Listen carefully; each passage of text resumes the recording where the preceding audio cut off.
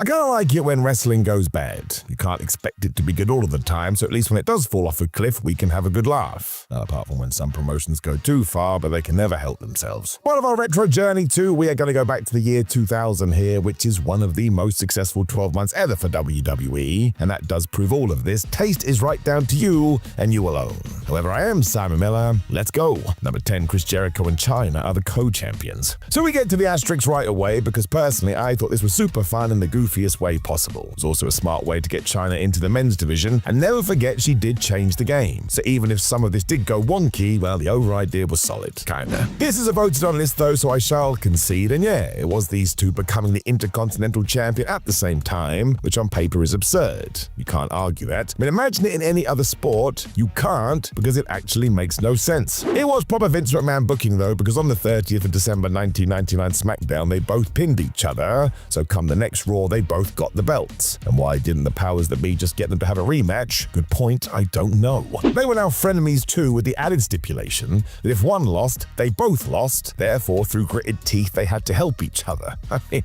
it is so far-fetched, how can you not like it just a little bit? It didn't last long as by the Royal Rumble, Hardcore Holly was thrown in for some reason, with Jericho winning that triple threat match, and many saw this as the writing team throwing in the towel. I'm sure maybe it was, but really I don't know how long it could have gone anyway. Chris also wasn't the biggest fan of this, as he wrote about in his book. He even got in trouble because he laid in his strikes as he would with anybody else, and he accidentally gave China a black eye. Whoops. Number 9, the King of the Ring evening gown match. This one was terrible. Anything clothes related in wrestling usually means something awful is about to happen, and this was proof. For whatever reason, WWE wanted to push it as far as they could though, so yep. At the 2000 King of the Ring, Gerald Briscoe and Pat Patterson participated in this madness. Now we do have to say fair play to the Stooges, they were a highlight of the Attitude Era, but remember, fans paid for this. If you want to do it on Raw, fine, but a pay-per-view? I mean, good grief, what are we doing? It also totally fails the whole would you watch this with a non-wrestling fan test, and yes,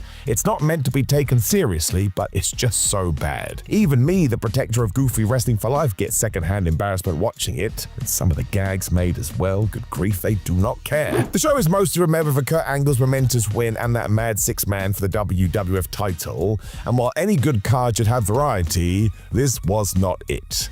If you had started watching for Stone Cold Steve Austin, this may have had you second-guessing your choices. Why are two elderly men trying to rip dresses off each other? You know what, let's just move on. Number 8, the WrestleMania Hardcore Madness. This is so good once you learn the facts because then you can go back and watch it. I mean, it kind of makes sense. WrestleMania 2000 did have a hardcore match that featured almost everybody, including Bradshaw, Farouk, Joey Abs, Funaki, Taz, the Headbangers, and Viscera. I mean, what a lineup. It was 15 minutes of madness, and I suppose because of this, the finish went flying out the window. Hardcore Holly wasn't meant to walk back through the curtain with his namesake title, but he did. It was likely due to the fact that much like the division, this belt changed hands in the match around about 78 times, with the idea when the time limit expired, Crash Holly would have found a way to steal it back. Or at least use those final seconds to hold on to the belt while we all thought he was going to be screwed. I suppose because it was a real clock, the threat was always there, and yet when we got to 0, Bob hadn't lost it yet, and you can see in everybody's faces they've made a huge mistake. The referee even runs around trying to sort it out. The upside was it was the hardcore title, so as per Bruce Pritchard on his podcast, Vince McMahon wasn't overly mad.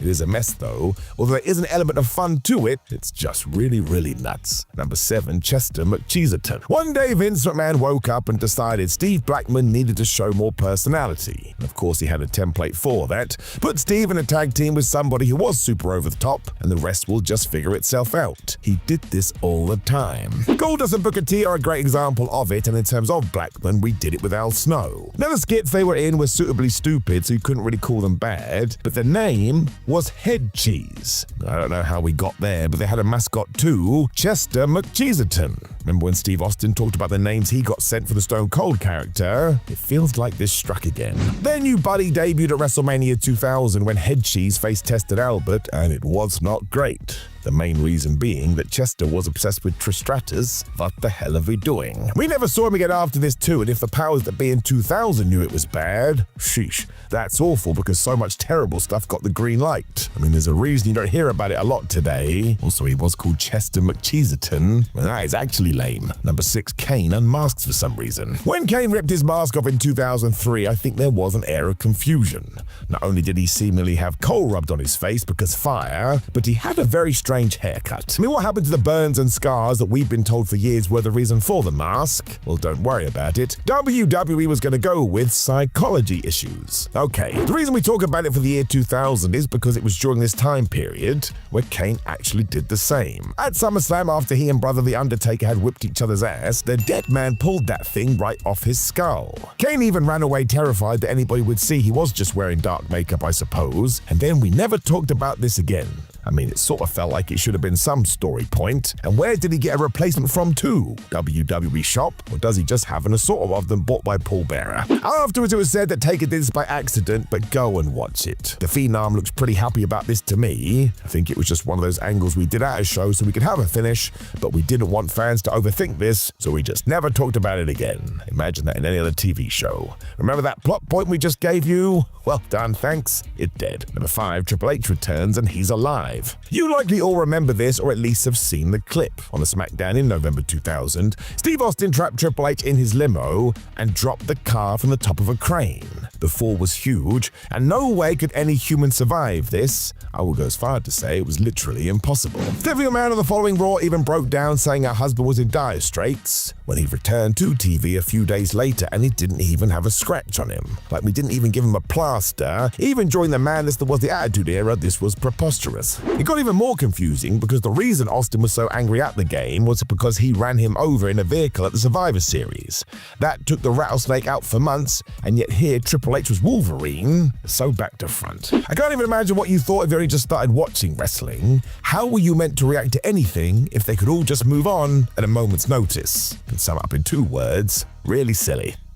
Number 4, Naked Mideon. So we have talked about this before, but because I was such a young pup when Naked Mideon debuted, I just thought it was the most ridiculous thing ever, so I couldn't help but laugh at the absurdity of it all. Even more so because he was still using that name, which was meant to be his character as a reincarnated member of the Ministry of Darkness. And now, he was running around without clothes. You think The Undertaker would have said something. It was the 28th of August Raw when he did arrive, when he ran down the ring during an Al Snow and the Cat versus Terry Runnels and Perry Saturn match. I mean, that alone. The commentators reacted to this like he was on drugs too. It just made you feel like you lost your mind, and maybe he had as well. Amazing Naked Mideon even worked the No Mercy pay-per-view in October when he faced William Regal for the European title. I mean, how he earned that shot, I don't know, but Regal was at least the right dude, if anybody understands goofiness in wrestling. Soon after, surprise, surprise, the whole thing was just dropped. I think WWE must have still liked the idea though, because in 2003, Brian Kendrick did the same. TV fans thankfully were saved from this. I presume those in the arena got to see as much as wrestling wanted to share. So as always, don't you tell me the industry was different back in the day. Exactly the same? Stupid. Number 3, the bizarre Radicals booking. So this kind of makes more sense in hindsight because we all learned throughout the years, Vince McMahon hated WCW so much that when any of their guys came through the door, they would have to be punished for a while. Once again, that was stupid too. That's all there is to it. Now, World Championship Wrestling were foolish because they had annoyed Eddie Guerrero, Perry Saturn, Chris Benoit, and Dean Malenko to such a degree, they were going to go to the WWF no matter what. Benoit even got crowned the WCW champion to stop this. He didn't care, he was done. The Radicals, as they were called, turned up in the WWF audience to create some real noise when on the 3rd of February SmackDown, Triple H gave them the opportunity to win contracts. If they could be victorious in the majority of their matches this evening they're in, then these 4 lost every single bout. I mean, that is kind of hilarious. Malenko was beaten by X back in 4 minutes, Guerrero and Saturn lasted the same time against the New Age Outlaws, and Triple H himself did away with Benoit. Screw you, WCW. Of course, the argument was that if a WWF WWF guy lost to an invader, the WWF would look weak. It's mad booking, which ruined the invasion angle too. Fans all knew they had signed already. It didn't take a genius. Nobody was going to look down on you. Thankfully, Mick Foley went out of his way to endorse them on TV, but that didn't balance the books. It was just telling you what was going to happen a year later. It really was a shame. Number 2, Rikishi did it for The Rock. I mean, we have to talk about it and forget 2000s. It was one of the worst heel turn justifications WWE has ever done, even if the thought process was right. Here's the deal. Rikishi was so over during this period, he had to get a push. Why a heel turn was planned, I don't know, because nobody wanted to boo him, least of all the fans. They love the guy. But after that hit and run on Austin we've talked about already, the big reveal was Quiche and his explanation that he did it for The Rock. This then got worse as he insinuated the Great One deserved more opportunities, and the reason he wasn't getting them could be racially motivated. Not only did The Rock himself push back on this, but the facts actually said otherwise. By 2000, the Great One was already a multiple-time world champion, so what was this dancing man talking about? It went so badly, WWF dropped the whole thing, and yep, they moved Triple H to the position instead, which is when he almost got killed from a crane. On paper, this may have read well, but in practice, it was so nuts and didn't help anyone. Poor Rikishi then got moved down the card, and he never got his momentum back. That's bad. Number 1, Mae Young gives birth to a hand. That's right. The year 2000, when WWE was on fire and smashing records, was also when Vince McMahon decided to have 80-year-old Mae Young give birth to a hand. A quarter of a century later, and I'm still not over it. The hell was this? It was the 28th of February Raw, though, and yeah, we had elderly Lady May in a relationship with Mark Henry, who somehow got her pregnant. If you've done biology, you get that doesn't add up. And yet, it wasn't a baby that popped out, it was a hand. And I mean that literally. Go and look at your wrist. You see what's attached to it? That thing. It really does feel like this was done for 2 reasons, the first of which was a punchline. At the end of the segment, we all had to give Mae Young a hand, or a round of applause. That's what somebody said, flub right off. The second we found out years later, because apparently Gerald Briscoe did not have a strong stomach for gross things, so we booked him in an angle to see if he'd vomit for real. Let's say that he did do that. Who wants to watch it? Which fan was that gonna be for? So this was dreadful and a great example of why the Attitude Era wasn't all peaches and cream. Terrible, awful, bad, horrendous. Let's never do this again. So we all know that the WWE in 2001 was a pretty good promotion as the Attitude Era roared to success, and yes, they made a lot of money. The issue was this was also the 12-month period where the WWE bought WCW, and when they had all the pieces of the chessboard, well, they kinda did whatever the flub they wanted. So let's do something different for today and actually focus on the worst WWE moments of 2001, and if you've never seen some of these, you can go and check them out after the video. I am Simon Miller. Let's go. Number 10, the Duchess of Queensberry rules match. So at Backlash 2001, I think everybody in WWE sat down and creatively thought to themselves, what have we never done before? And somebody came up with the Duchess of Queensberry. You can see her on your television screen now. I have no idea who this was meant to be, and can only presume that some WWF staffer got told, you need to dress up like whatever this is, and smile a lot, and man, really get behind William Regal and Chris Jericho. You now feel like you've done some drugs, I understand. It's also important to point out this was the feud where Chris Jericho peed in William Regal's tea. And while that should have been terrible, well, I would implore you to go and watch William sell this today, and it's a great lesson to all you young wrestlers. You can make anything work, you just gotta find the comedy in it. Now the idea of all of this is that William Regal as the heel was going to keep getting the rules changed, hence why he wanted a Duchess of Queensberry rules match to begin with. He was trying to pull a fast one. It also meant that every time it looked like Jericho might win, nope, you didn't know the laws. Jim Ross wins this one too, because halfway through he actually starts questioning whether or not this Duchess was qualified for the job. And look, I'll be honest with you, there is some entertainment to this. But given that it was William Regal and Chris Jericho, I think they probably could have just had a normal match. I mean, they were pretty flipping good. Number 9, Albert is the hip-hop hippo. So I always felt sorry for Matt Bloom, who these days heads up the NXT program and sounds like he does a really good job. But not only was he called Prince Albert for a while, and I will get you to Google that one, although not if you're under the age of 16, but soon after this, we turned him into, you've already heard it, the hip-hop hippo. He started teaming with Scotty 2 Hotty as well after he'd beat him in November, and the main reason we did this is because everybody hoped that Albert could become the new Rikishi after Rikishi Rikishi had turned heel a year or so before this, and we totally dropped the ball. It's also something that Vince McMahon liked to do, because he did it with Kurgan, he did it with Giant Silver, he did it with the Great Khali, he did it with Shanky. If you are of a certain size, he's gonna make you dance. Amazingly too, Albert had actually been the Intercontinental Champion during the summer of 2001. And do you know who he beat for that belt? Kane. That was the 28th of June episode of SmackDown. And then 6 months later, he was essentially in a comedy group. And listen, nobody loves goofy wrestling for life more than I do, but this just felt like we pushed it into a corner and said, look, you gotta do something, so this will be fine. Well, I'm surprised it didn't really get over. In case you are writing this down for your trivia books, it was Lance Storm that beat Albert to win that Intercontinental Championship in July. And then soon after this, Albert went to Japan. He would then come back as Lord Tensai. We will probably talk about that again soon. Number 8, China squashes the women's division.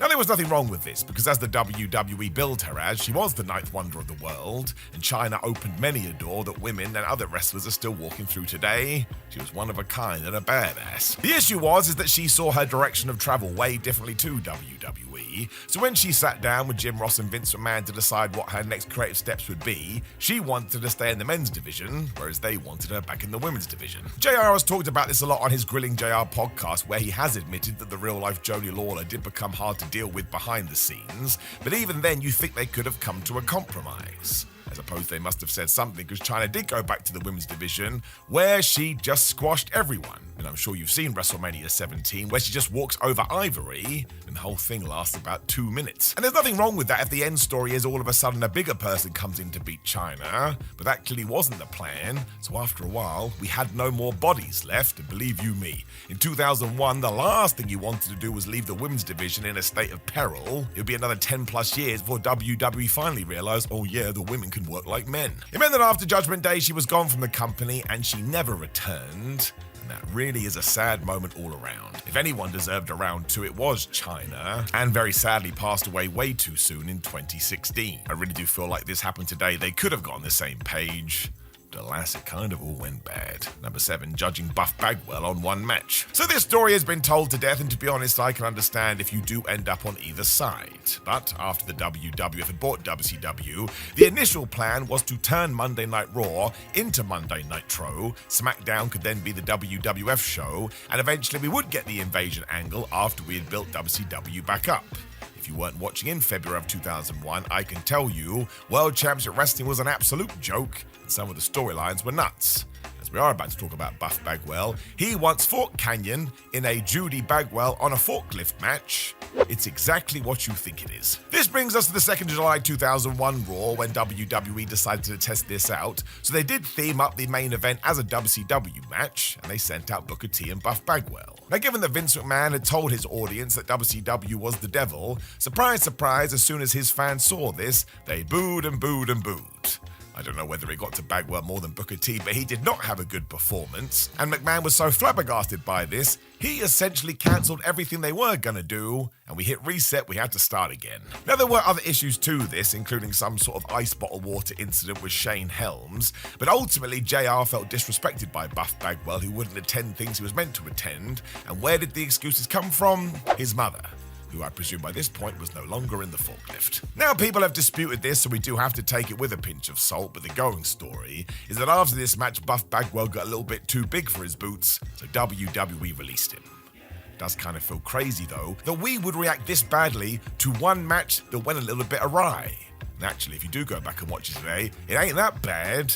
I mean, you see way worse. If I was going to hazard a guess, I think even if somebody had gone out there and had a 5-star classic, the WWE hierarchy would have found a problem with it. The Monday Night Wars were real, man, and they were never going to get a second chance. Number 6, Steve Austin signs with WCW. This one does tie directly into the invasion angle, which of course was WWE versus WCW that ran for the majority of 2001. Problem being, the WWE didn't want to break their wage structure, and all the big stars in World Championship Wrestling were being paid a fortune for at least the next couple of years. So rather than bring them in, they just looked at their own top star, Steve Austin, and said, you know what, Steve, why don't you join Paul Heyman, Stephanie McMahon, and Shane McMahon, and we'll just do it that way.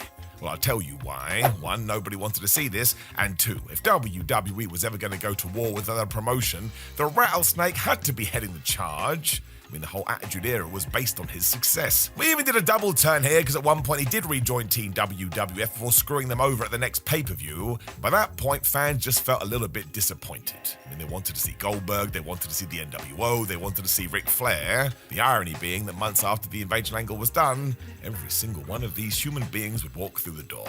Now, the good part about this is that when Austin was playing this character, he came out to the Disturbed version of his theme song, and that was actually a cool change for the time. But you were still acting against what the fans really wanted to do, and the fact you teased them. I mean, here's some more homework for you today. Go and watch that Raw entrance when Stone Cold Steve Austin does walk back into the ring, and JR is shouting, "It's the old Stone Cold." It's one of the best pops of all time. How did WWE treat this afterwards? They made him the bad guy again.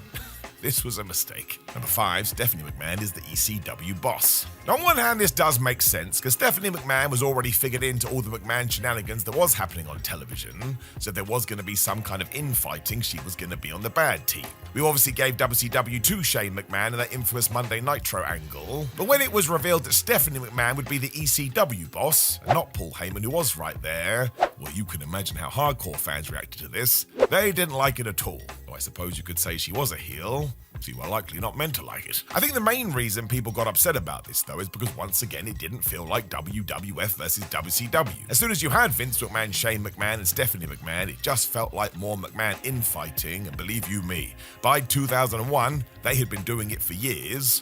We just exhausted it a little bit. It would have made more sense if Paul Heyman wasn't there, but he was stood right next to her the entire time. And this once again just comes down to the power struggle. The WWE had bought their competition, but no old head honcho was going to be presented above them, so Stephanie it was. I mean, when did Eric Bischoff get brought into the mix? I can tell you, my friends, it was not during the invasion angle. I would actually say that Stephanie McMahon did do okay in this role because she did wind a lot of people up, but if you were looking for authenticity, well, we were nowhere near it. Number 4, DDP becomes a stalker. So if you have never seen this episode of Raw that went down on the 18th of June 2001, I will tell you to go watch a bunch of WCW Nitros and a bunch of WCW pay-per-views, especially from 1998. And there's a reason that Diamond Dallas Page was able to call himself the People's Champion, and that is because individuals loved him. When he became the WCW Champion, we all felt like we'd done it together. I mean, here was a guy that started training as a wrestler later in his career, and he still proved you can do it, and he got so damn good. What did WWE do when they brought him in? They made him the Undertaker stalker, and we were told to boo him. This was an absolute letdown. The truth is behind the reveal, though, because DDP did come to the ring in a balaclava, and when he whips this thing off, the audience goes mad. They're just so happy to see him in a WWF ring. Of course, there were plot holes instantly, though, because 1, why the hell was DDP a stalker now? And 2, what exactly was his plan? Well, it turned out he was just going to get his ass kicked by the dead man because the Undertaker just punished him over and over again, and even his then partner Sarah got a win over DDP, and I'm not kidding, we did it on Raw. Surprise, surprise, it was then an uphill battle to get DDP back to where he once was, and he never really got there. It's just so ridiculous because there were so many people on the WCW roster that could have fit this bill, but DDP was the very last one. Let's never do it again. Number 3, Sarah pins DDP. And actually, let's go further into that point. I can feel you want to know. By this point, though, it had become quite clear all Vince McMahon wanted to do for people that came across from WCW was embarrass them, or at the very least make it very clear WWF is the best and everybody else is number 2. This all came after The Undertaker and Kane had absolutely ragdolled DDP in a canyon as well, so if anything, Diamond Dallas Page needed a big win. But nope, on the flagship show for the World Wrestling Federation, The Undertaker's then wife Sarah managed to pin Diamond Dallas Page in her one and only wrestling match. Once again, this was a multi-time WCW World Champion and one of the most popular people in the competition. And look, there were a bunch of shenanigans here, but you can see the image on the screen. DDP is barely out of his entrance attire, and Sarah is almost in a press-up position wearing the Undertaker's bandana. So that's embarrassing, but she did get the uno dos tres, and soon after this, DDP was in a tag team with Christian, where he smiled a lot. Now, he did make that entertaining, but I tell you, if we had treated this differently, I kid you not, I totally believe that Paige could have been a WWF champion. Number 2, Vince makes Trish bark like a dog. So it's important to note that Trish Stratus has been asked about this infamous angle a lot, and she always says she was totally fine with it, and that ultimately Vince McMahon, who made her do this, got his comeuppance That's what should happen to bad guys, and that's what should happen to bullies. It did go down on the 5th of March 2001 episode of Raw, and yes, tyrant Mr. McMahon did yell at Trish way too heavily for what was meant to be a scripted show, before he told her to bark like a dog. It's very, very difficult to watch this now, and put it like this: would you show this to somebody who did not watch wrestling? No.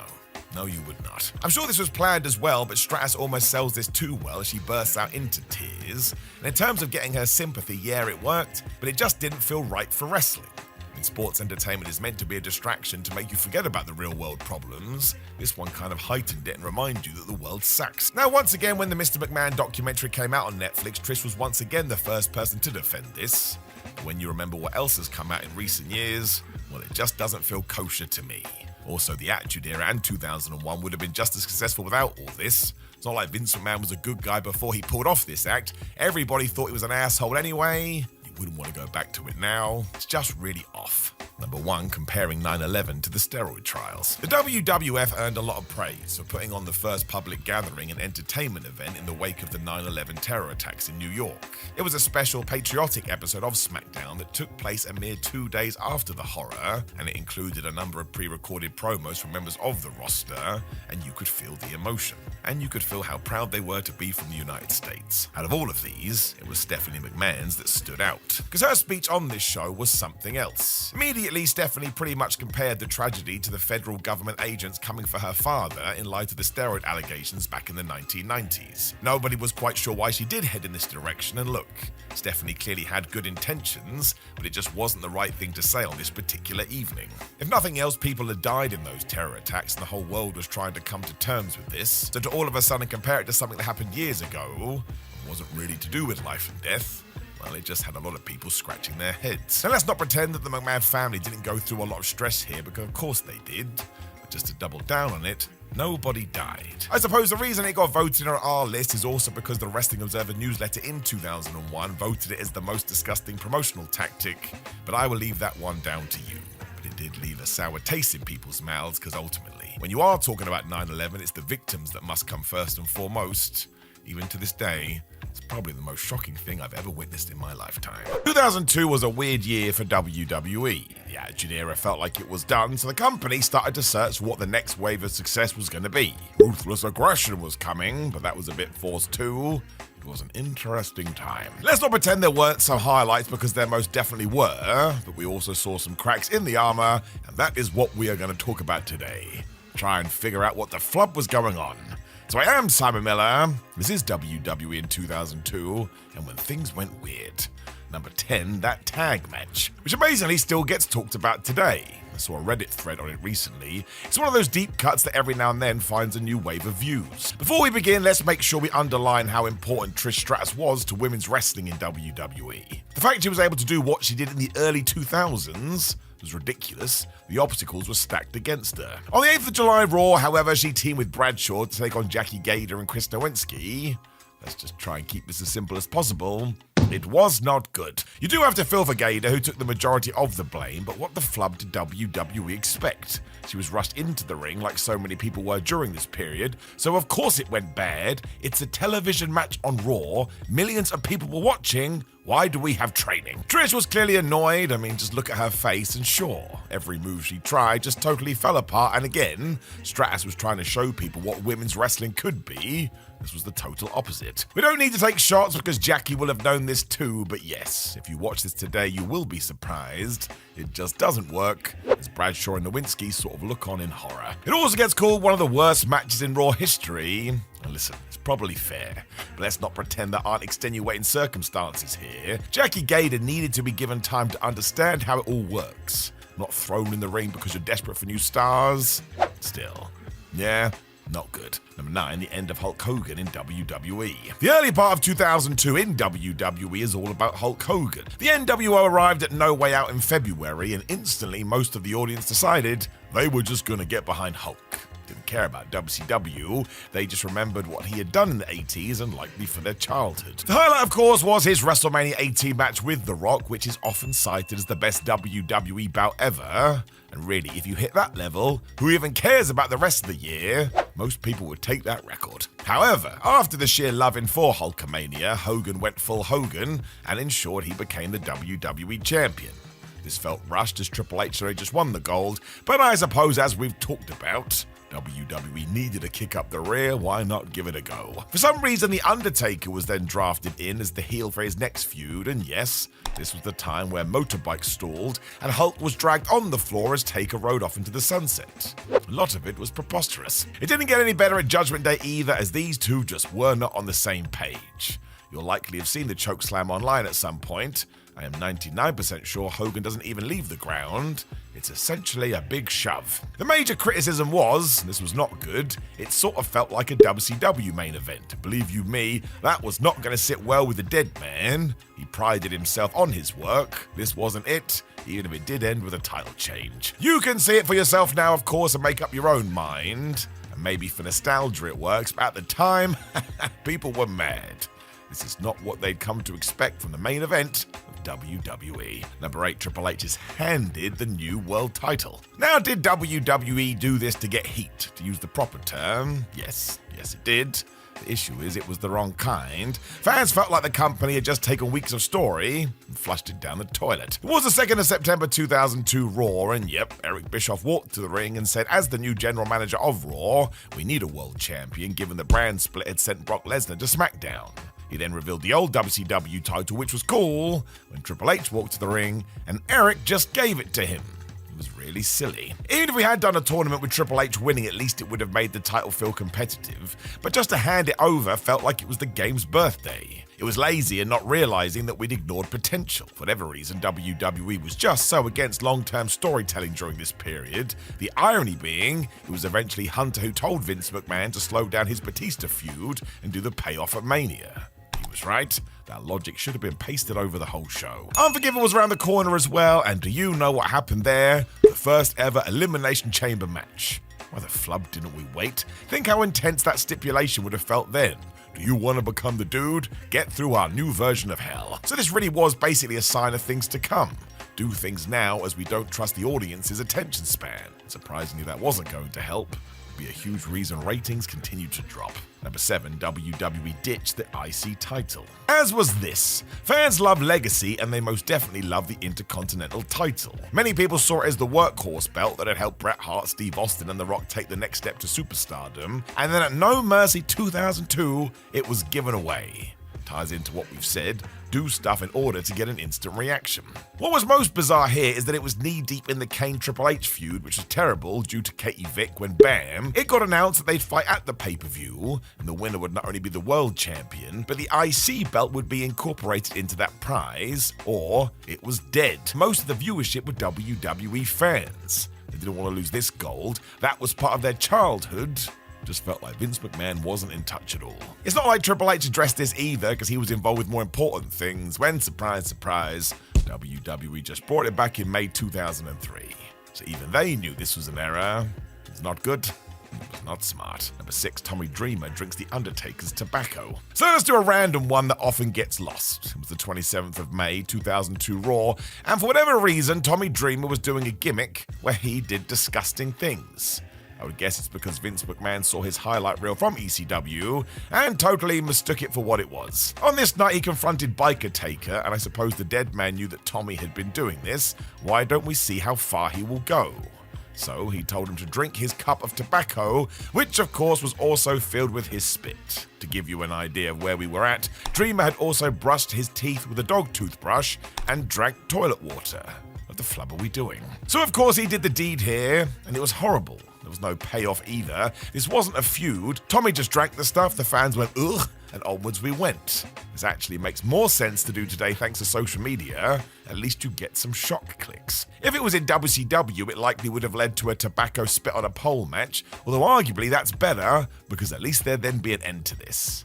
As it stands, nothing, Given it's now 2025, I don't think they're going to fix this anytime soon. Number 5, WWE gets the F out. Now actually, the marketing campaign for this was very good. If the WWF was going to have to change their name, they could make a somewhat immature joke to make their fans laugh. It worked. The Get the F Out PR blitz made a bad situation somewhat tolerable. The reason it gets in here is because there was no need. For years, Vince McMahon had a deal with the World Wildlife Fund due to the acronym similarities. Panda people didn't care what Vince did, as long as there was no confusion between the two. Also, if the internet ever becomes a thing, just please do not register WWF.com. Guess what McMahon did almost instantly when the World Wide Web took off? That's right. All of this kicked off in the Judgment Day pay-per-view, but this was seen as a massive disaster. Fans weren't into it at all because a rebranding isn't easy. You have to totally retrain people's brains. Even today you get slip-ups. WWF comes out all of the time. You can also go back and watch the madness and see just how much TV time WWE had to dedicate to this. That wasn't ideal either. Promos became a huge advertising deal. If only we just stuck to the agreement, eh? Never mind. Number 4, Stone Cold walks out. I mean, obviously, the company's biggest star, just when this name change was happening, by the way, got so sick and tired of creative, he went home, he was done. Now, it is important to say Austin himself says today this was an error. He should have gone to work and talked it out. Got to make that clear. Otherwise, though, well, he did have a point. Aside from being in a nothing match at WrestleMania 18 against Scott Hall, soon after this, WWE wanted Austin to lose to Brock Lesnar in a King of the Ring qualifier. Now, Brock wasn't the star he would become, but he was clearly on the radar. To tie it into earlier, though, this is what I mean. We had to rush Steve Austin versus Brock on a random episode of Raw. Of course we didn't. It does seem likely there was some punishment to this because Austin had gone on to WWE show Bite This and said how terrible the in-ring stories were. That was a shoot too, brother. So when The Office found out, well, I'll let you decide. The last thing anybody wanted was to lose the rattlesnake, though, and it's worse today. Steve had to retire after WrestleMania 19, meaning his comeback lasted no time at all. Well, basically, we lost a huge chunk of Austin's career because it came to a close for good. Sucked. WWE was so mad they even had other stars bury Austin on the show, including The Rock, saying much like the WWF, Stone Cold can get the F out. It felt silly because of course he was going to come back eventually. Everybody always does. Instead, WWE just ruined this man on TV. It was quite crazy to see. Number 3, the plane ride from hell. This was so bad, the Dark Side of the Ring TV show made an entire episode about it. Also means we likely don't know all of it. It's mad this came from a plane ride. The WWE team were flying back from a European show in May, however, and it turned into a nightmare. Kurt Hennig and Scott Hall got in a world of trouble and eventually left the company over it.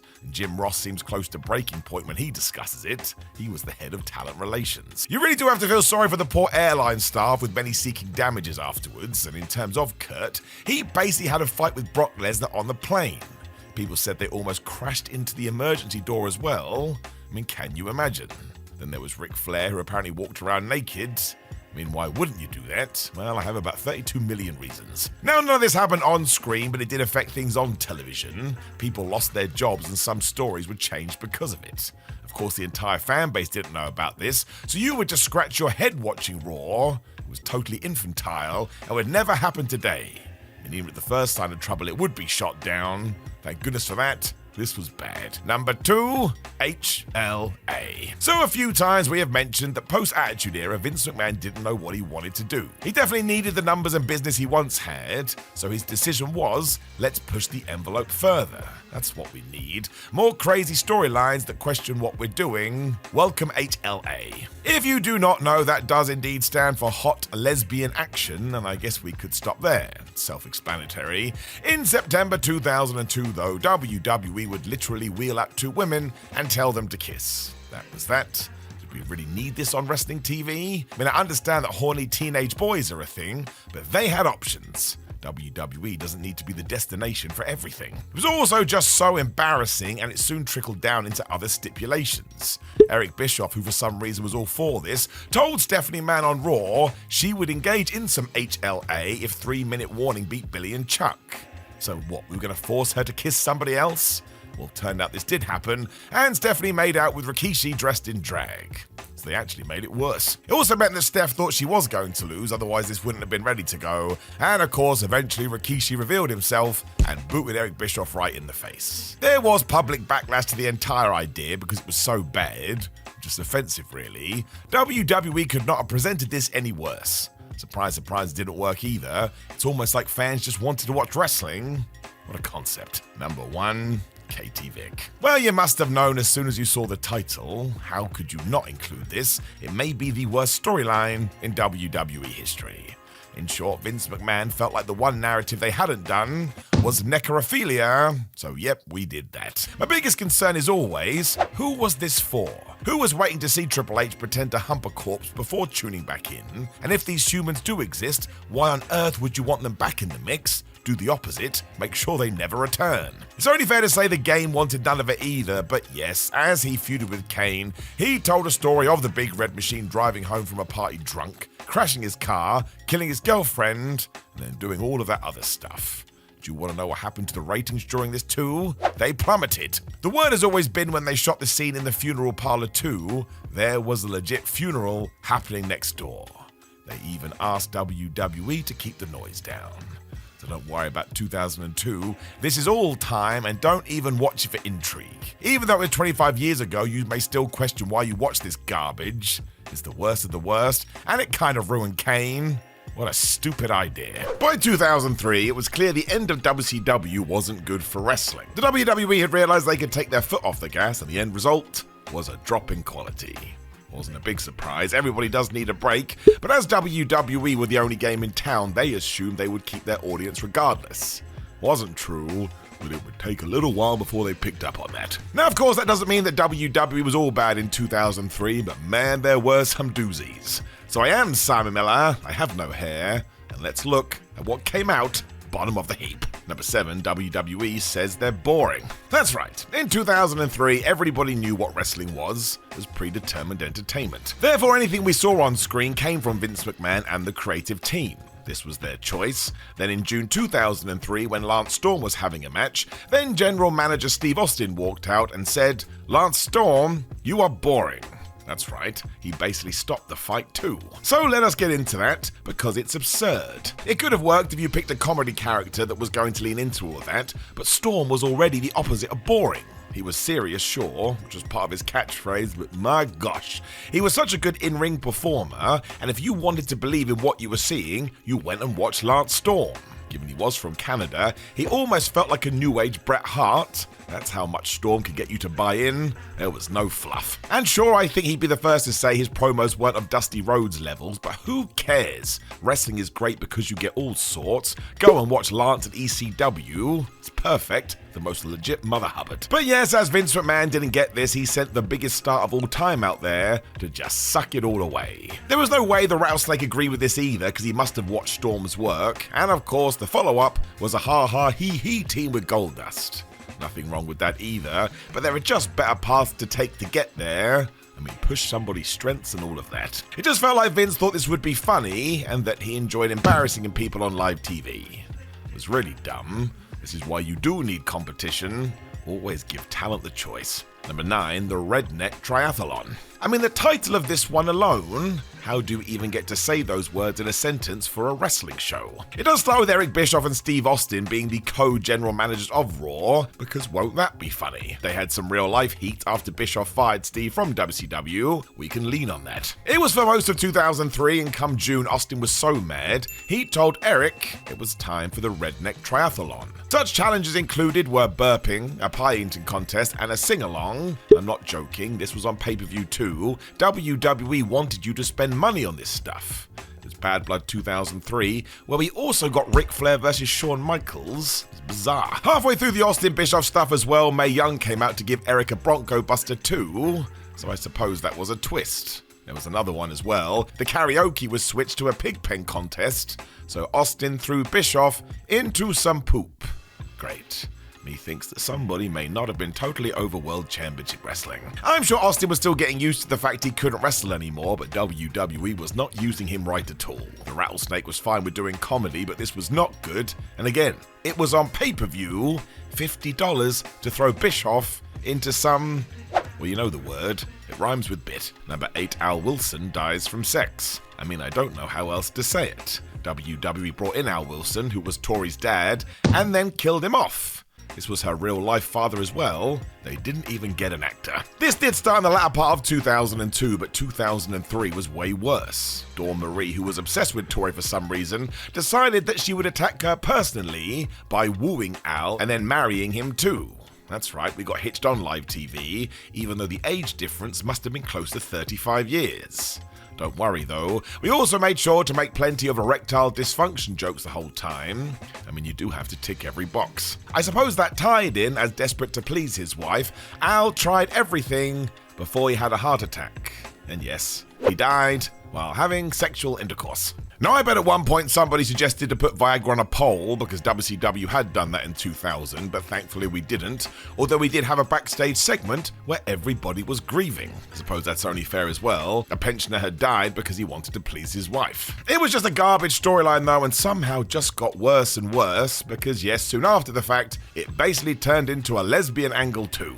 Even if that was always the plan, there are other ways to do it than by bringing in somebody's dad and then murdering them. Well, he wasn't murdered, but he did die. I just do not understand who would tune in for this. That was really dumb. Number 7, Brock Lesnar's WrestleMania mistake. So if you do go back and watch the main event of WrestleMania 19 now, between Kurt Angle and Brock Lesnar for the WWE title, you will go, hot damn, that was a damn good bout. That's because it was. And in terms of the WWE roster, Brock and Kurt were probably two of the best. It was the right thing to do as well because we were essentially making new stars here, especially Brock Lesnar, who continued to climb the ladder. When you get to the final move, oh my gosh, it's the most terrifying thing you've ever seen in your life. Now, long in the internet rumor mill, people had said that Brock was able to do a shooting star press, even though he is built like a mountain. I suppose because it was WrestleMania 19, it was time to show that off. So he went to the top rope, and my gosh, he got 3/4 of the way through the move before something went wrong. It does look like he slipped, and he landed right on his head. Obviously, he was knocked out instantly and had a concussion, but if he hadn't been built the way that he had been built, I think it's fair to say that Lesnar would have been in way worse shape. I mean, a smaller person could have died. I'm not kidding. You can even find behind-the-scenes footage that WWE shot of this, and Brock Lesnar is like an absolute crazy person because he can't get his bearings. Again, I would warn you before you do go and tune in to see this if you haven't seen it before. It's absolutely horrific. It is just watching somebody land right on their skull. The story got worse as well because Kurt Angle shouldn't have been competing in this match either because he was scheduled for neck surgery, which meant you just get the last 5 seconds of two broken men figuring it out. Fair play to the Olympic gold medalist because he just shouts F5 at Brock, who does get it done. But yeah, surely they both wish they could redo this one. It's not what you want, especially not in the main event of WrestleMania. Now, nobody ever chooses to make a mistake, so you have to throw that one in there too. But this was bad just from a scary point of view.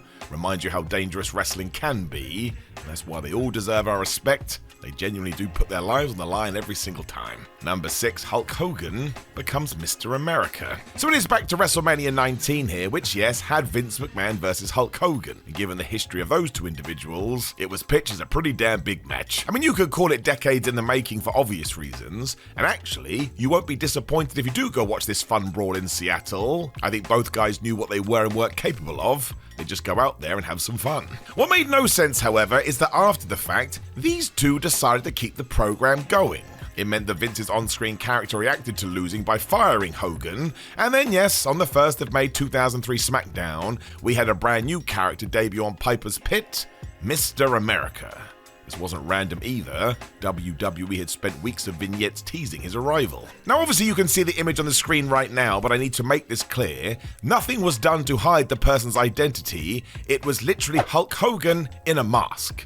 Like if WWE had released his action figure beforehand, the title would have read, "Now you can buy Hulk Hogan in a mask," and oh my gosh, it's blue. The real issue from a kayfabe point of view though is that every heel in the company went out of their way to try and prove to you this was Hulk Hogan, even though every single person on the planet, including your nan, could just look at it and go, well yes, I'm aware of that. Why do you even need to do any investigating to begin with? Somehow that led to a Judgment Day match between Hulk Hogan and Roddy Piper. And look, I don't want to be horrible here, but it was one of the worst matches of 2003. What's even worse is that Hulk Hogan and Vince McMahon fell out before this storyline even finished, so Mr. America just vanished into the dust. I really don't know what the payoff was going to be, or why Hulk Hogan couldn't have just been Hulk Hogan, but let me know in the comments below. I mean, at least one of you was probably 10 watching this. like we thought it was the best thing ever. Number 5, the unmasking of Kane. Now I can totally understand why on the 23rd of June 2003 Raw, Kane, Vince McMahon and everybody else decided it's finally time to take off the mask. The Big Red Machine had been wearing that since 1997, and if he was going to be a character that had serious longevity, well, that's just wrestling, dude. It was always going to happen eventually. So I can only talk about this from my vantage point, but during that moment, and even now as I sit here today, just think it was a massive mistake. Sometimes you can just get a character and a gimmick and a story so well that you don't actually need to tinker with it at all. I mean, I would use The Undertaker, but of course he went on a transformation of his own. But even in June of 2003, well, I was happy for Kane to keep that damn thing on his face forever. Now, I think there's probably more to this as well, because in 2002, what storyline had Kane been subjected to? 2 words, my friends, Katie Vick. I've talked about that on other videos, so I won't go into it here, but the headline is it was about necrophilia. So if Glenn Jacobs did get a year down the line and was desperate to get away with that, and the best way to do that was to show his face, well, believe you me, I get it. The other thing we did do here is that we just threw the entire Kane lore down the toilet, because as soon as you could see his face, there were no burns, so we had to sell this as psychological. I wouldn't think about that too much, because it doesn't make sense as to what happened with The Undertaker and Kane when they were kids. But once again, it is wrestling. Sometimes they just don't care. Now, you can't fault it too much because the Kane character essentially went on for another 2 decades. But also after this, he electrocuted Shane McMahon's testicles. Maybe the peak was always going to be 1997 and 1998, because as debuts go, well, it's pretty much perfect. One of the best character arrivals of all time. Number 4, the sad reality of Scott Steiner. Now, I don't want to take too many shots at Scott Steiner after he debuted at the Survivor Series in 2002, because everybody wanted this to begin with. The real shame is that he didn't walk in during the invasion angle. That would have been massive. Much like Scott, look at his biceps, those peaks. The problem with 2003, though, as Steiner did move up into the main event scene, is that he just wasn't the man he once was, because injuries and the wrestling lifestyle had caught up to him. I mean, he barely only had 1 foot. It meant really that if WWE were going to book him in bigger bouts, all of these should have gone short.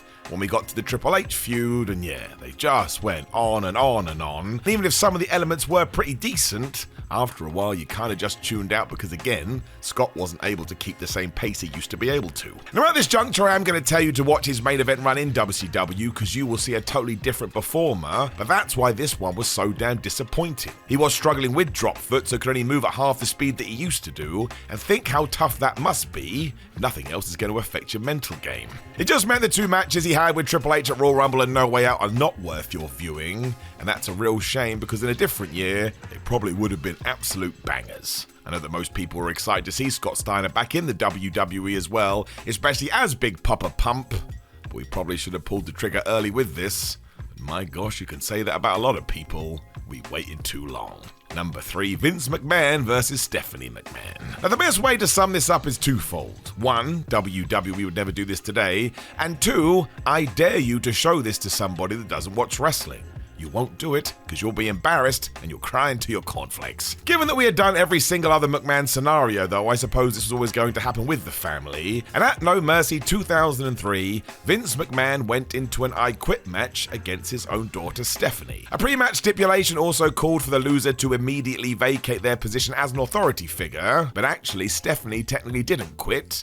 Instead, her mother Linda chucked in the towel, while Vince choked his own flesh and blood with a lead pipe.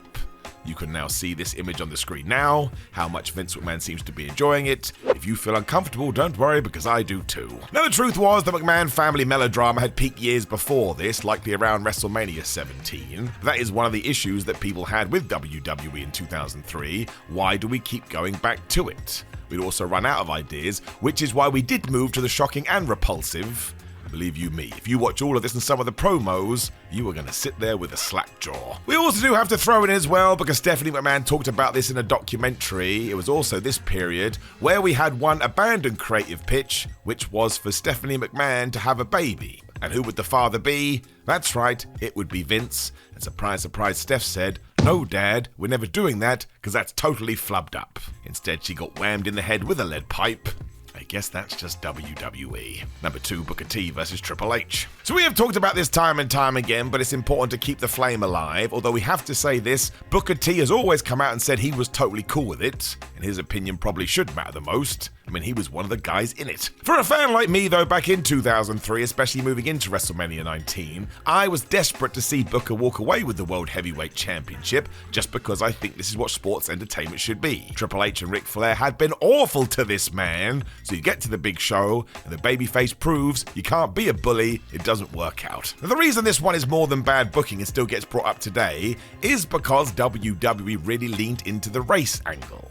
Like at one point the game even said to Booker, "People like you," and had some terrible words to describe the hair on his head. There was other things in here as well, all of which will make you raise an eyebrow, and none of it was handled with that much grace. I really do think it would be easy to defend if Booker T had beaten this guy at WrestleMania.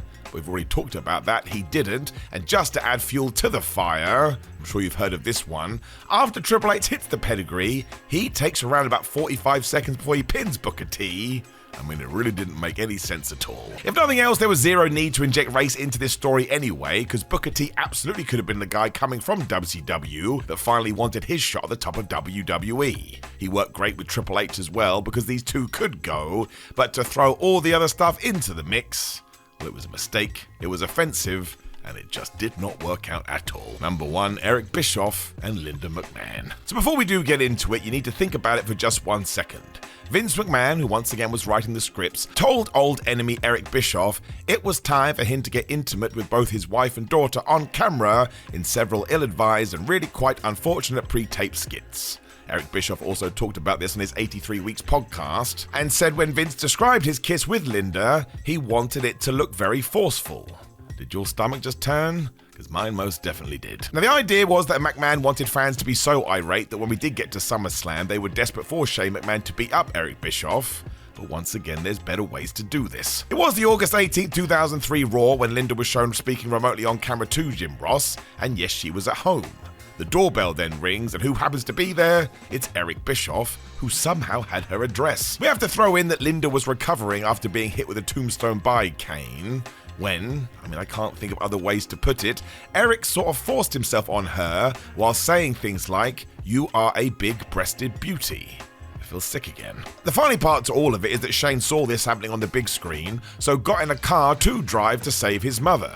The issue was he was at Raw in Grand Rapids, and Linda McMahon was in Michigan.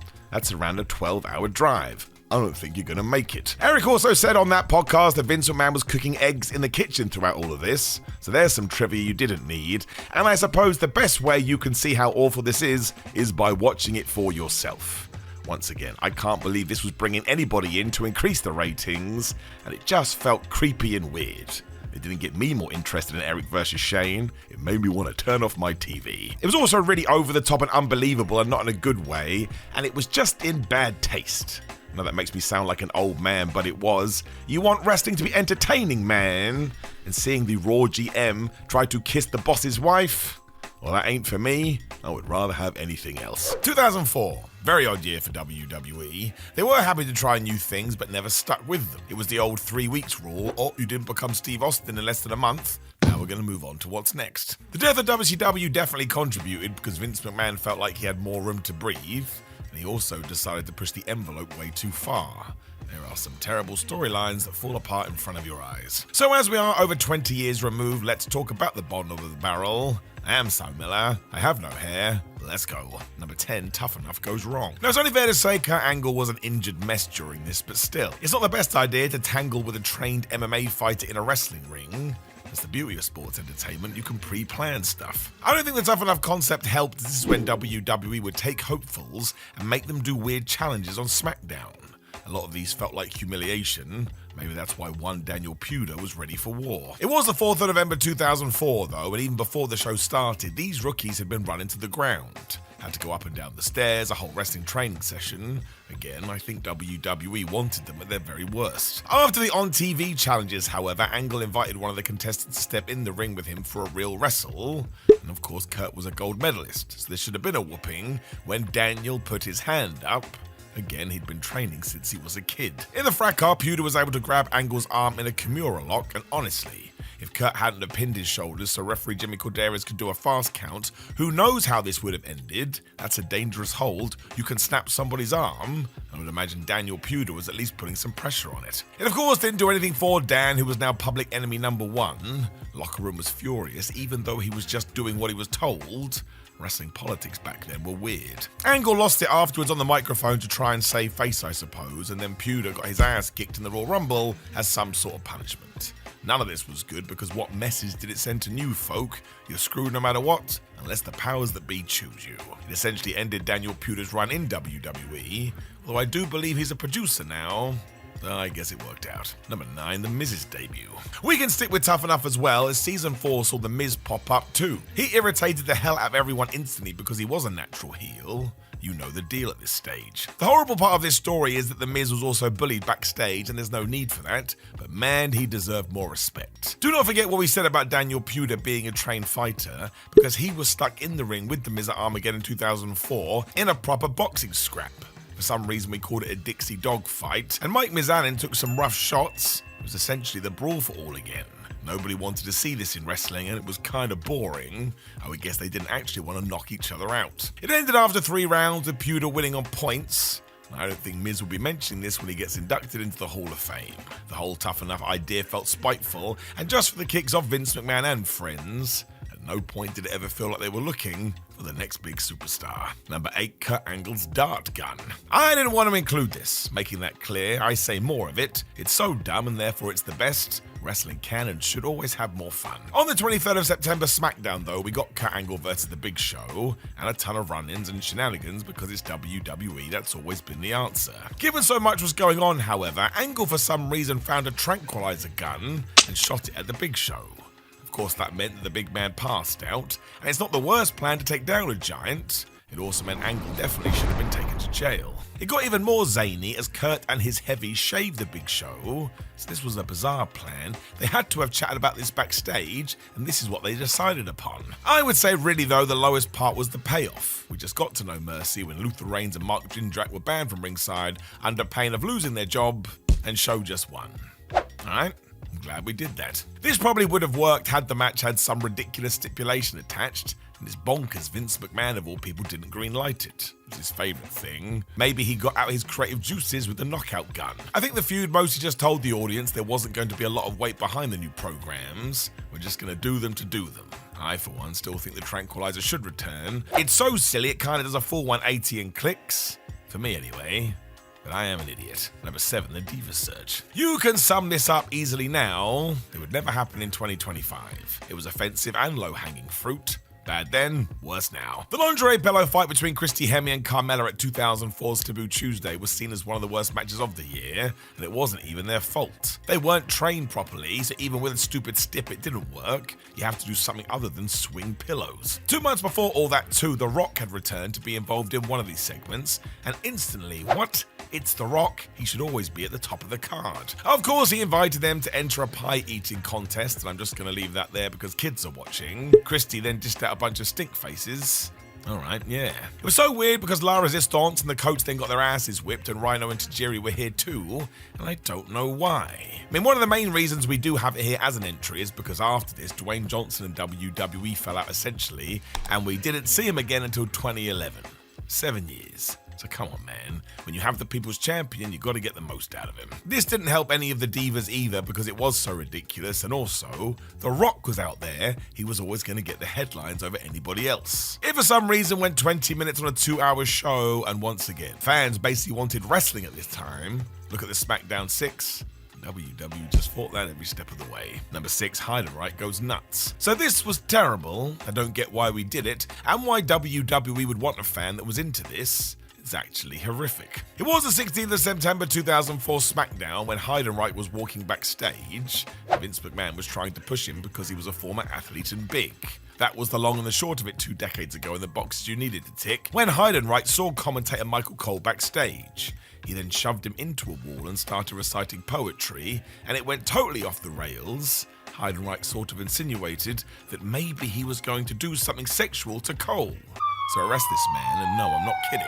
To say it was unsettling was an understatement, and what did it achieve? There was no feud here. Cole wasn't going to wrestle, and Heidenreich didn't feel like a monster. He felt like a criminal. And if you stopped watching around here, damn right it was awful. It was just foul storytelling because WWE were desperate to get people talking. Who cares about taste?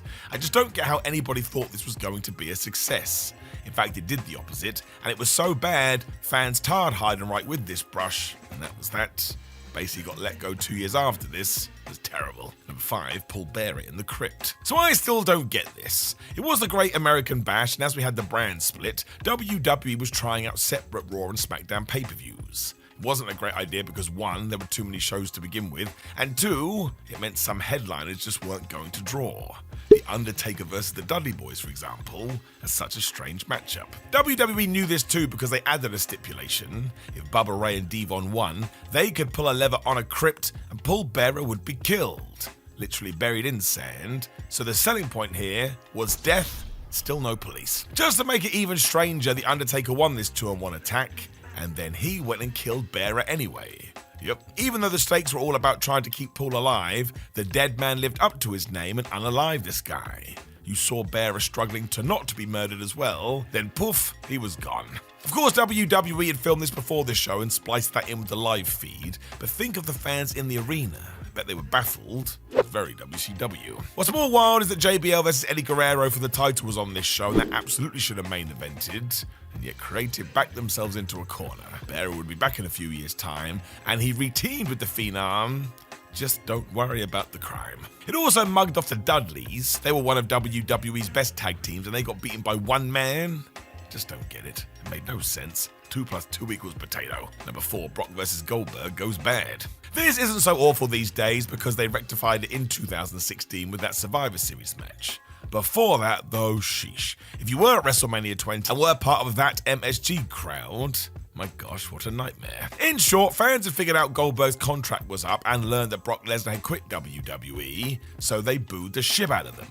I suppose it was one of the early times where fans took over the show, and as such, it felt like the end of days. Thank goodness WWE had booked Steve Austin as the guest referee because New York loved him. We just made him the star of the show, and he cracks up during the whole thing. Nobody finds this funnier than Stone Cold. He clearly loves chaos. Lesnar was the opposite because he was furious, to the point Bill, who was also mad, had to calm himself down to try and get Brock to chill out. It's such a wonderful mess because the work is fine. Nobody falls over, but there's so much pausing as they try and digest what exactly is happening. You'll probably never get anything like this again. Vince McMahon also changed the finish because he was livid Brock was just walking away from the business. Then Austin stunned everybody to end the roller coaster. There is something fun to it all because it feels like a moment in time. But yeah, you wouldn't want to do this constantly. It was utterly bonkers. Number 3, Muhammad Hassan. It is an old conversation, but you can't not include it. Just a reminder that wrestling treats sensitive issues with a sledgehammer. I'm sure you know the deal too. After 9/11 and the heightened tensions in America, WWE debuted Muhammad Hassan, and at first you could probably argue this was nuanced. He, alongside manager Daivari, would talk about prejudice and how racial profiling doesn't help anyone. And yeah, grouping communities together is an awful thing to do. You can't judge one based on all. And within a few weeks, that was out the door, and Hassan was evil foreign heel guy. This was so bad, if you stop watching, I get it. Now, of course, a lot of this went down in 2005, including that awful SmackDown episode that featured a terrorist angle in July. But Muhammad debuted on the 13th of December 2004, and in hindsight, just don't. If you can't handle the sensitive nature of it, do anything else. But not Katie Vick. I suppose when you go back and watch it, it's just a sign of things to come, and Mick Foley, who was involved in this too, kind of underlines it. Just don't get what the long-term plan was. I do know it was not good. Number 2, Kane and Lita. So it's a trigger warning. I know people get annoyed at that term, which is ironic, but we all know what it means. Skip this if you don't want to get into bottom of the barrel content. I'll do my best to keep it as straightforward as possible, but that's also because I don't know how else to approach it. 21 years on, I still can't believe WWE did this, but on the 26th of July 2004, Lita got pregnant. Her boyfriend Matt Hardy was super happy when we learned that the father was Kane. It was then very heavily implied this happened after the Big Red Machine forced himself onto Lita. Strike one. Of course, Kane and Hardy then feuded in a Death Do Us Part match at SummerSlam, as opposed to, calling the cops. Kane won this too, which meant he was now allowed to marry Lita. That's strike two. She didn't get a say in this apparently, and then it got worse because, number one, WWE tried to make Kane the babyface. I mean, good grief. The whole debacle stretched through till September, though, and on the 13th of September Raw, Snitsky accidentally knocked Kane into Lita, and yep, she lost the child. This, of course, led to segments in the hospital, and Kane was beside himself at Lita's bedside, just crying his eyes out. So, yeah, WWE was actually using this to make Kane the babyface. I mean, think of that. The only innocent person here is Lita, and she was made out to be a weak victim. I hate this storyline. It's one of the reasons I stopped watching. Not interested. It's meant to be entertaining. Only weeks before, Kane had been laughing like an insane person because he had his way with her, and this is how WWE tried to retcon it. Thankfully, the audience didn't buy it and booed this man. Though, to be honest, most crowds are apathetic. Can't buy into this. It's trash. I mean, just do Wrestler A wants Wrestler B's title when you get to this point. I will take boring over shit. Excuse my language. Wrestling is meant to be an escape, man. This one was not. 2005 is always a difficult year to chat about due to the passing of Eddie Guerrero. I mean, what really matters on camera when a legend like that was gone too soon? It's always important to mention it as well. As long as we keep him in the conversation, he's never truly gone. It was a mad 12 months for WWE though, because they just continued to struggle creatively. The Attitude Era was long gone, so what the hell was going to be the new secret sauce? I mean, just 3 years after this, they would be going PG. Sums it up. Wasn't working. So what truly hit the floor and likely stopped some people watching? Thank you for joining me, my friends. My name is Simon Miller. I am a bored a-hole. Let's find out. Number 10, The Big Show goes sumo. There must be more to this because it was so weird. At WrestleMania 21, The Big Show was told he would be having a gimmick match and facing sumo legend Akabono. This had been a somewhat silly wrestling bout. I'd have understood it more, but we were going to go the other way. This was a full-on sumo wrestling match on the biggest card of the year. Akabono was never going to agree to a work contest either, given his background, so it was legit. Surprise, surprise, it lasted 8 seconds. Paul White didn't have any experience here. He got wrecked. Be telling me to go into a hair contest, I'm losing. I suppose it was cool seeing the ring turn into a sumo arena, but getting the Big Show to put on a mawashi, I don't know, didn't feel like we were respecting the sanctity of the sport. Amazingly, this is also sandwiched between Kurt Angle versus Shawn Michaels, JBL versus John Cena. That's a nuts card. I get wanting to buffer those two to keep the fans engaged, but go and watch this one for yourself and make up your own mind. It is over so fast because Akabono throws the Big Show away. The truth is, the fans didn't really care about this, but they also really hadn't been given a reason to either. 3 years after this, where Big Show did it again with Floyd Mayweather, it made way more sense because the build-up was treated like it was life or death. Akabono was not granted the same privileges. He likely should have been. Number 9, all the non-wrestler wrestling matches. So make no mistake about it, this was Vince McMahon just torturing people he didn't like. Nobody was desperate for authority figures to fight. Yeah, we got loads of it in 2005. Even Eric Bischoff knew that doing him versus Teddy Long on the Survivor Series was mad. And look, they tried, bless them I suppose, but they are not trained in-ring performers, so what's the best we really could have hoped for? Of course fans tempered their expectations too, but go and watch it for yourself and remember, people paid for this. With that in mind, oh my gosh, Teddy mocked Bischoff's martial arts background, which seems weird all things considered, and Eric spends a long time choking Long with his belt. I suppose he wasn't going to use his skills anyway. It also sounds a little bit kinky. The finish saw the Boogeyman help Teddy get the win, and don't forget Palmer Cannon on the outside. I don't even know why he was there, just because. Make a new franchise in that. This went on second from last two, and it's as above. WWE felt like this would just reset the audience before the main event, but I think most people were stunned it even happened to begin with. Some of the crowd would also just give up on the promotion after stuff like this, especially if you've gone down there and dropped some money. It's not what you wanted. Once more, Eric has talked about this on his podcast, and with no actual wrestler out there, it was 5 minutes of people not wrestling. Before you say, but what about the Boogeyman? He literally arrives and ate some worms, and I actually think that makes this worse. If we did it today, the fan base would have a meltdown, or so than usual. Number 8, the Royal Rumble finish. So I love this, and I think most people do. I mean, it was a mistake, but look at it this way. If you are going to make an error at the Royal Rumble, this is the way to do it. Make sure you do go watch this if you've never seen it before. But John Cena and Batista topple over the top rope and literally hit the floor at the same time. That wasn't the plan. Big Dave was meant to win. You can tell something is off though because everybody panics, and it's the aftermath that wasn't ideal. The referees stall for time as one raises Cena's hand, so another raises Batista's hand. As the crowd tries to work out what's next, well, I'm gonna tell you. Because an irate Vince McMahon essentially breaks kayfabe and comes marching to the ring, and we do not talk about this enough. He wasn't part of the story, he just emerged through rage. The whole thing then became a meme for the rest of our lives because, yes, as Vince slides in the ring, he tore both of his quads. To this day, I don't know how he did that. It's basically impossible. Obviously, we didn't know that, so the next few minutes are surreal. McMahon sits on the ring mat and yells at John and Dave like they had paid truant that day and he was the dad telling them off. It's unreal this happened. And after scolding the match officials too, it does get restarted and the animal wins. How this wasn't planned, I'll never know. Well, it kind of feels like it was. Batista was so worried he thought he was going to get fired, and Adam Copeland has talked about how insane it was backstage. I mean, at least it was entertaining, but again, because they hit the floor simultaneously, we just thought this was some weird script WWE was trying. Why I struggle a little bit to justify in this list, but yes, from a Vince McMahon point of view, this must have been down there.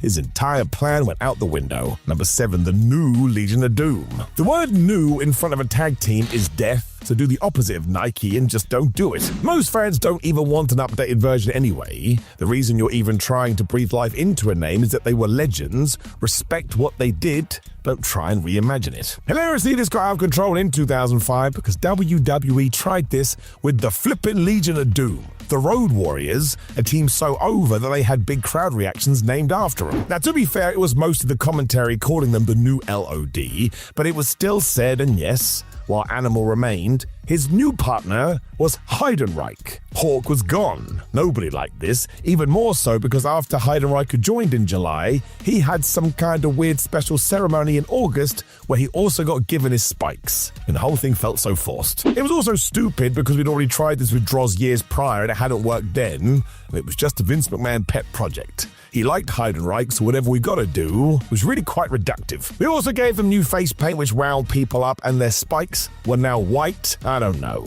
just strange as they won the tag team titles, and then months later Heidenreich got released anyway. Amazingly, after that too, Animal embarked on a singles run. Nobody remembers that. It just wasn't treating a legendary team the right way. Sometimes, just leave it the flub alone. Number 7, Vince McMahon insults Jim Ross. This was always bad, and yet it happened a lot, but every now and then from nowhere, Vince McMahon would dedicate a serious chunk of TV time to insulting Jim Ross. There was no story, there was no point. Nobody enjoyed it apart from one guy. It was a little bit maddening. You can see this for yourself on the 24th of October 2005 Raw, and I promise you, you won't believe it. JR was at home recovering after colon surgery, which Vince thought was hilarious for some reason. He then turned up on the show in doctor's scrubs and dubbed himself Dr. Heine. I now hate myself a little bit for saying that. He was also in a hospital that had a nurse with him when he proceeded to quite literally pull things out of a fake Jim Ross's ass. I'm not joking, one of the items was even JR's own head, because you know, he has his head up his ass. Of course, Ross didn't find any of this funny as he watched on like everybody else, and this goes on for ages. It's not a quick skit, it's mammoth and gets worse and worse. This would have cost thousands too. TV time is expensive. It also wasn't a laughing matter as Jim was pretty damn sick. He'd also dedicated a large part of his life to the company. Feels like he could have been shown a little respect, also turned the fans off in droves. That is not the point. Number 5, the Tim White suicide skits. So this is even worse, and please do skip this entry if it's not for your brain. I get it. It really is bottom of the barrel offensive stuff, but all you need to do is copy and paste it into a 2025 world. It would never happen. The public outrage would be huge. During this period, though, WWE started uploading videos to its official website featuring ex-referee Tim White. Admittedly, most of that was in 2006, but it all kicked off the year before Armageddon. Announcer Josh Matthews had gone to visit the man at his friendly tap bar and discovered that Tim was depressed. He was struggling after getting hurt at Judgment Day 2002, and that was legit, by the way. He had suffered such a bad shoulder injury he wasn't able to do his job anymore. So it's pretty sad to begin with when, I kid you not, White grabbed a shotgun and threatened to to end it all live on pay-per-view. The cameras then went dark and it was widely insinuated he had killed himself. Even back then I couldn't believe it. It was awful. Of course, the show itself then just cut right to Kid Cash versus Juventud Guerrera, as if this didn't matter at all. Let's just call it out for what it is, using suicide for clicks and engagement. It's terrible. Of course, we made jokes all the way this too. Pun after pun. I will never understand it. Do not say it was a different time either, because you can Google this. People were just as appalled 20 years ago as they would be today. You also don't want to see this on wrestling TV. Poor Tim White as well. I don't think it helped him at all. Number 4, Chavo Guerrero becomes Kerwin White. 10th of September 2005, Sunday Night Heat. From nowhere, we got a vignette from Chavo Guerrero as he pondered if life would be better if he was white. Yep, how WWE got away with this, I do not know.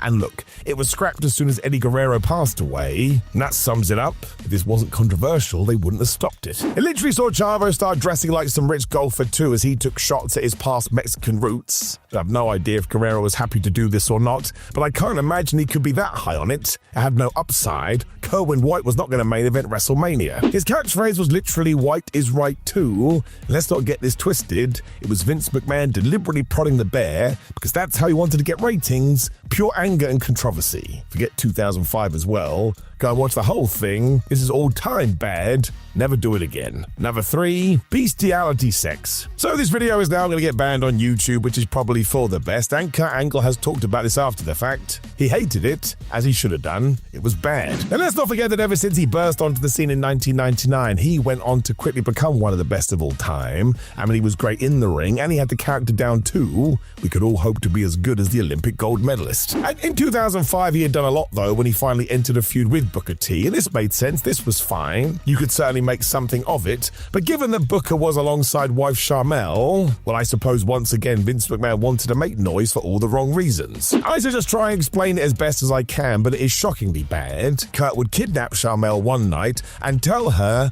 the reason he did this was to have bestiality sex. It's absolutely embarrassing, offensive, insulting, and many other words. And once more, if you were a fan watching this and decided, you know what, I'm done with WWE, nobody would have blamed you. Later on too, Angle started claiming promos that Sharmell had fondled him behind Booker T's back, and the whole plot was totally unnecessary. Given it was Kurt Angle and Booker T, they could have had great matches in their sleep. You didn't need any of this on top. It was a real pity because of course it was one of Kurt's last major WWE feuds before he left for TNA, but we should really never talk about it again, although don't sweep it under the carpet. Sometimes it does need to be brought up, otherwise you just know we'll get a part 2. That cannot happen. Number 2, the WWE Muhammad Hassan attack. So on the 7th of July 2005 SmackDown, the Muhammad Hassan character essentially had his last proper moment, because WWE aired what to this day must be one of the most controversial things ever. I mean, screw controversial, it just sucked. Now by this point too, the WWE had taken this character and totally reimagined it.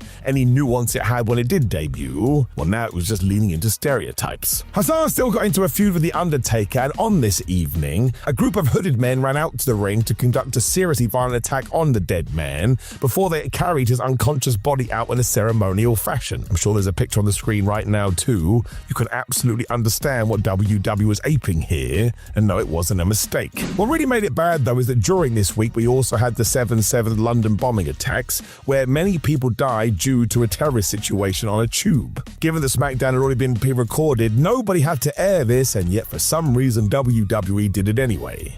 Now, Bruce Pritchard would later claim on his podcast there was nothing that could be done, but personally, I don't believe it. It was such a PR disaster, UPN rang WWE and told them they were not happy, and that if the Muhammad Hassan character wasn't gotten rid of, well, there would be serious consequences. We then got to the Great American Bash, and The Undertaker essentially murdered that persona, and we never did see it again. So yeah, not only was the timing was atrocious, not only was this an insult to your fans, but it was a massive mistake. Otherwise, WWE would have fought back, and they didn't. It was done. Number 1, the death of Eddie Guerrero. So we've talked about this a few times through the video, and I think it is massively important because it is one of the most tragic passing aways in the history of professional wrestling, because even in 2005, most people realized Eddie Guerrero was one of the best wrestlers of all time. It was the 13th of November 2005 when he did pass away in his hotel room, and of course many subsequent episodes of Raw and SmackDown were dedicated to the man, and so they should have been. It really was the worst timing because apparently Eddie had turned his life around route after struggling with personal issues.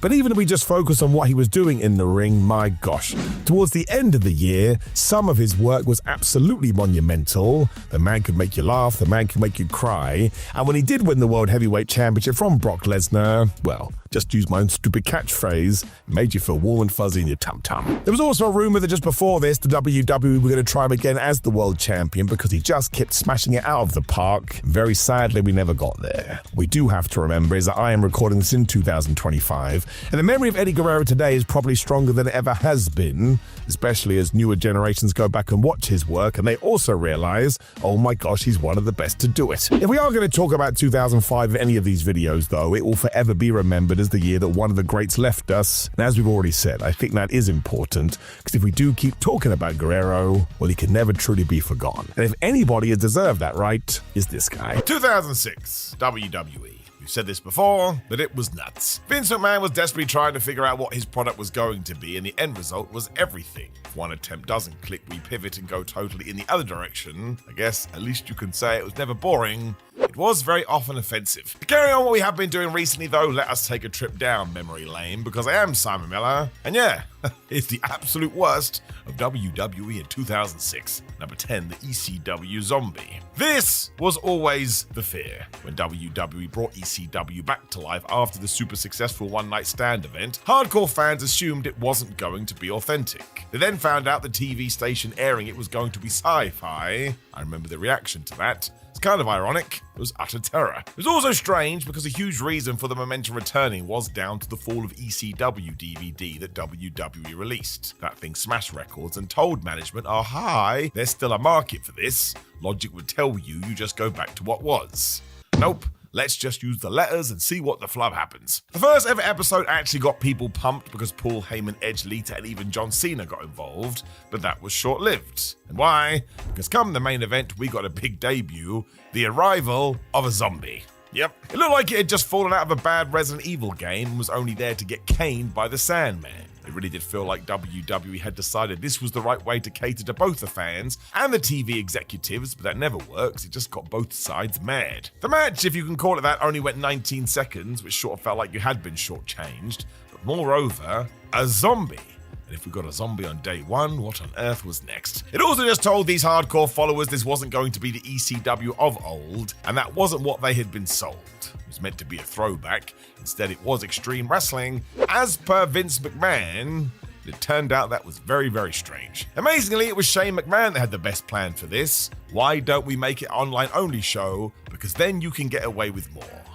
Talk about being ahead of the game. Number 9, December to Dismember, which could have been the worst pay-per-view of the year, known as 2006. I mean, just go online and read about some of the arguments before it did go down between Paul Heyman and Vince McMahon. They had totally different ideas for what the new ECW should be, and as the company was Heyman's baby, well, it wasn't going to take it lying down. You can see on the screen right now Paul's face during the Elimination Chamber main event, because yes, it was horrible, and even fans on the night were mad. Some of them chanted, "What the hell are you doing?" It didn't help that WWE ECW had become almost a training ground for stars that weren't clicking, so you had matches like Balls Mahoney versus Matt Striker, Kevin Thorne and Ariel versus Mike Knox and Kelly Kelly, and Tommy Dreamer versus Daivari. That was the other problem. It was half ECW guys versus those who were still finding their way. That's sort of fine for TV, not when you have been asked for $50. It was this main event that saw fans lose their minds, however, even if it was in the Elimination Chamber. It's all sort of underlined that Heyman had gone to Vince McMahon and said, CM Punk has to win this, and he got told no. As some sort of punishment, Punk then got eliminated super fast, and the crowd was furious. Then they got even madder because Rob Van Dam was gone as well. These are the people they loved the most. It also meant the remaining field was Test, Big Show, Hardcore Holly, and Bobby Lashley. And look, this was not the Bobby of today. He was still finding his way. I think most understood he was going to win a world title, but not now on the ECW brand. Once again, it just told everybody what this was going to be. If you do decide to watch this, you will see why many still call it one of the worst WWE pay-per-views of all time. And yes, the live fans turn on it too. Which really was quite bad. Number 8, the Boogeyman squashes Booker T. Thankfully, a few months after this, Booker T won the King of the Ring, created the King Booker gimmick, and became one of the most entertaining things on the show. Before that, though, sheesh. It was WrestleMania 22, so Booker T and wife Sharmell were an established part of the landscape. WCW had died years before this. It's not like we were still trying to wave that flag. Why then were he and his better half thrown into a match with the Boogeyman that went less than 4 minutes? Once again, it would be fine if this was on SmackDown, but it was WrestleMania.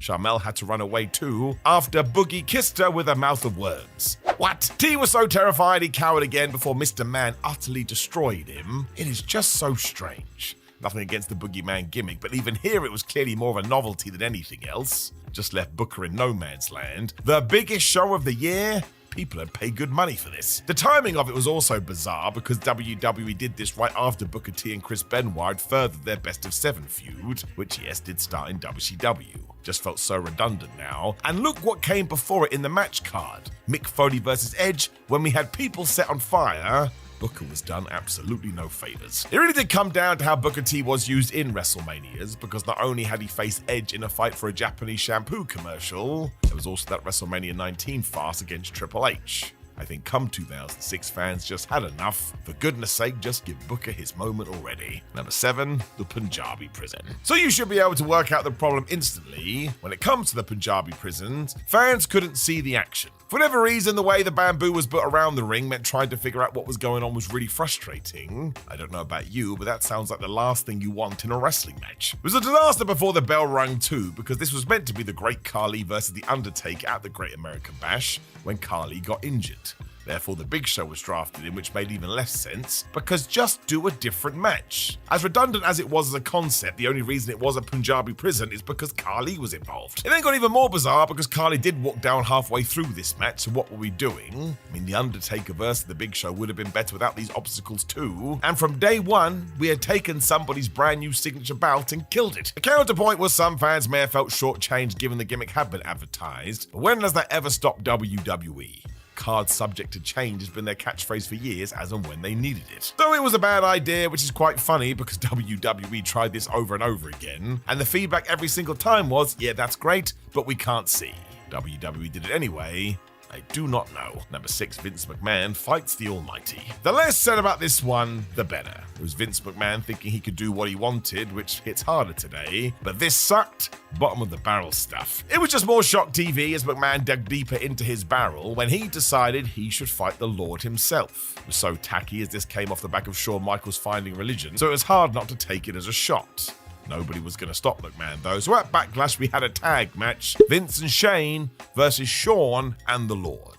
The latter even had an entrance. This was really shit, excuse my language. The twist, of course, was meant to be the McMahon's way of having a handicap match against HBK, but there are so many other better ways to do this. You do not need to drag people's belief systems into it. There's also another issue too, as rightfully so, fans thought this was wrestling nonsense, and actually was the tease that Michaels was going to reveal a special guest partner on the night. Nope, none of that. It was so lame, I hated it. Number 5, Kane versus Kane. In 1994, the WWF as it was at the time did an Undertaker versus Undertaker storyline. I always find it interesting to speak about because I first saw this as a kid and I thought it was the best thing ever.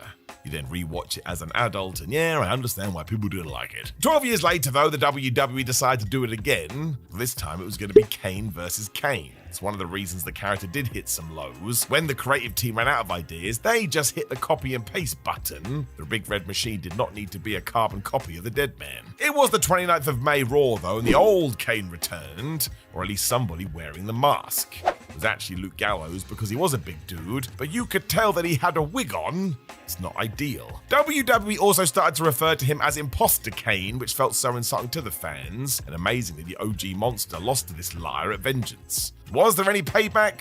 Of course there wasn't. Even management then realized how bad this was, so the whole thing was dropped. You should never do that. As much as the majority may not like it, one person will. Don't screw that guy over. Just write an ending. It was also poorly timed as Kane had done a decent job of becoming the master psychopath, and this just felt like it was muddying the waters. So I suppose at least WWE did correct their mistake. That is good, but yeah, just wrap it up like a burrito. Don't go quiet and think nobody will notice. We always do. We're nerds. Number 4, the unfair goodbye to Lita. It's fair to say that the likes of Trish Stratus and Lita were super responsible for the women's wrestling we have today in WWE. They both had to stick their neck out to sell the female division as something to take seriously, and hell yeah, it's quite the story, and they achieved their goal, main evented Raw during a time when that felt impossible. It meant when Lita was ready to walk away at the 2006 Survivor Series, the send-off should have been huge. Lita lost her women's title to Mickie James, and that was fine. Traditionally, you do lose on your way out. Instead, as soon as she had been pinned, out came Crime Time to sell off her belongings that they had stole earlier in the day,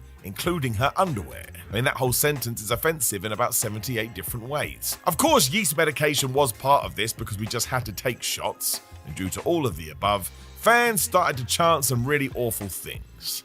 This was so rotten, no respect given at all. As ever, all the proof you need is that WWE would never do this today because the backlash would be huge. You don't need to humiliate somebody on the way out, even less so when they gave so much. It's such a down moment, this. I hope somebody apologized to Lita. This wasn't cool. Number 3, the end of RVD. This was due to Rob Van Dam's own personal choices, but still, bad is bad, like Sesame Street. We were all living in a fever dream after One Night Stand 2006 because RVD had beaten John Cena for the WWE title, and look, nobody ever thought this would happen. Van Dam was so ECW, Cena was Mr. WWE. Fair play to all involved for risking it though. Made it all feel very fun. He even got the restored ECW belt by Paul Heyman soon after this to let people realize what we were doing here, and it really did feel like a mega push. And almost instantly it fell apart. Because during a ride between buildings, the cops pulled over RVD and Sabu, and yep, they got busted because their car was filled with drugs. Certainly sounds like these were recreational, but WWE didn't like it. You're now our champion. That comes with some serious responsibility. Therefore, on the July 3rd Raw, Edge beat him for that title. On the 4th of July, the Big Show took the ECW one too. Nobody could really believe it. How did this change so fast? RVD then also got suspended for 30 days. Management clearly also were just done with him as well because all of this was forgotten about so fast, and instead Edge and Cena became the focal point. Rob was left to languish in ECW, and do not forget about that Elimination Chamber match we've discussed in this video. He thinks there was a reason he was taken out so quickly. The WWE title was always going to be fine, of course, but anybody who was hoping for the ECW brand to flourish felt like they were done. The Big Show was a good wrestler, but not the right guy.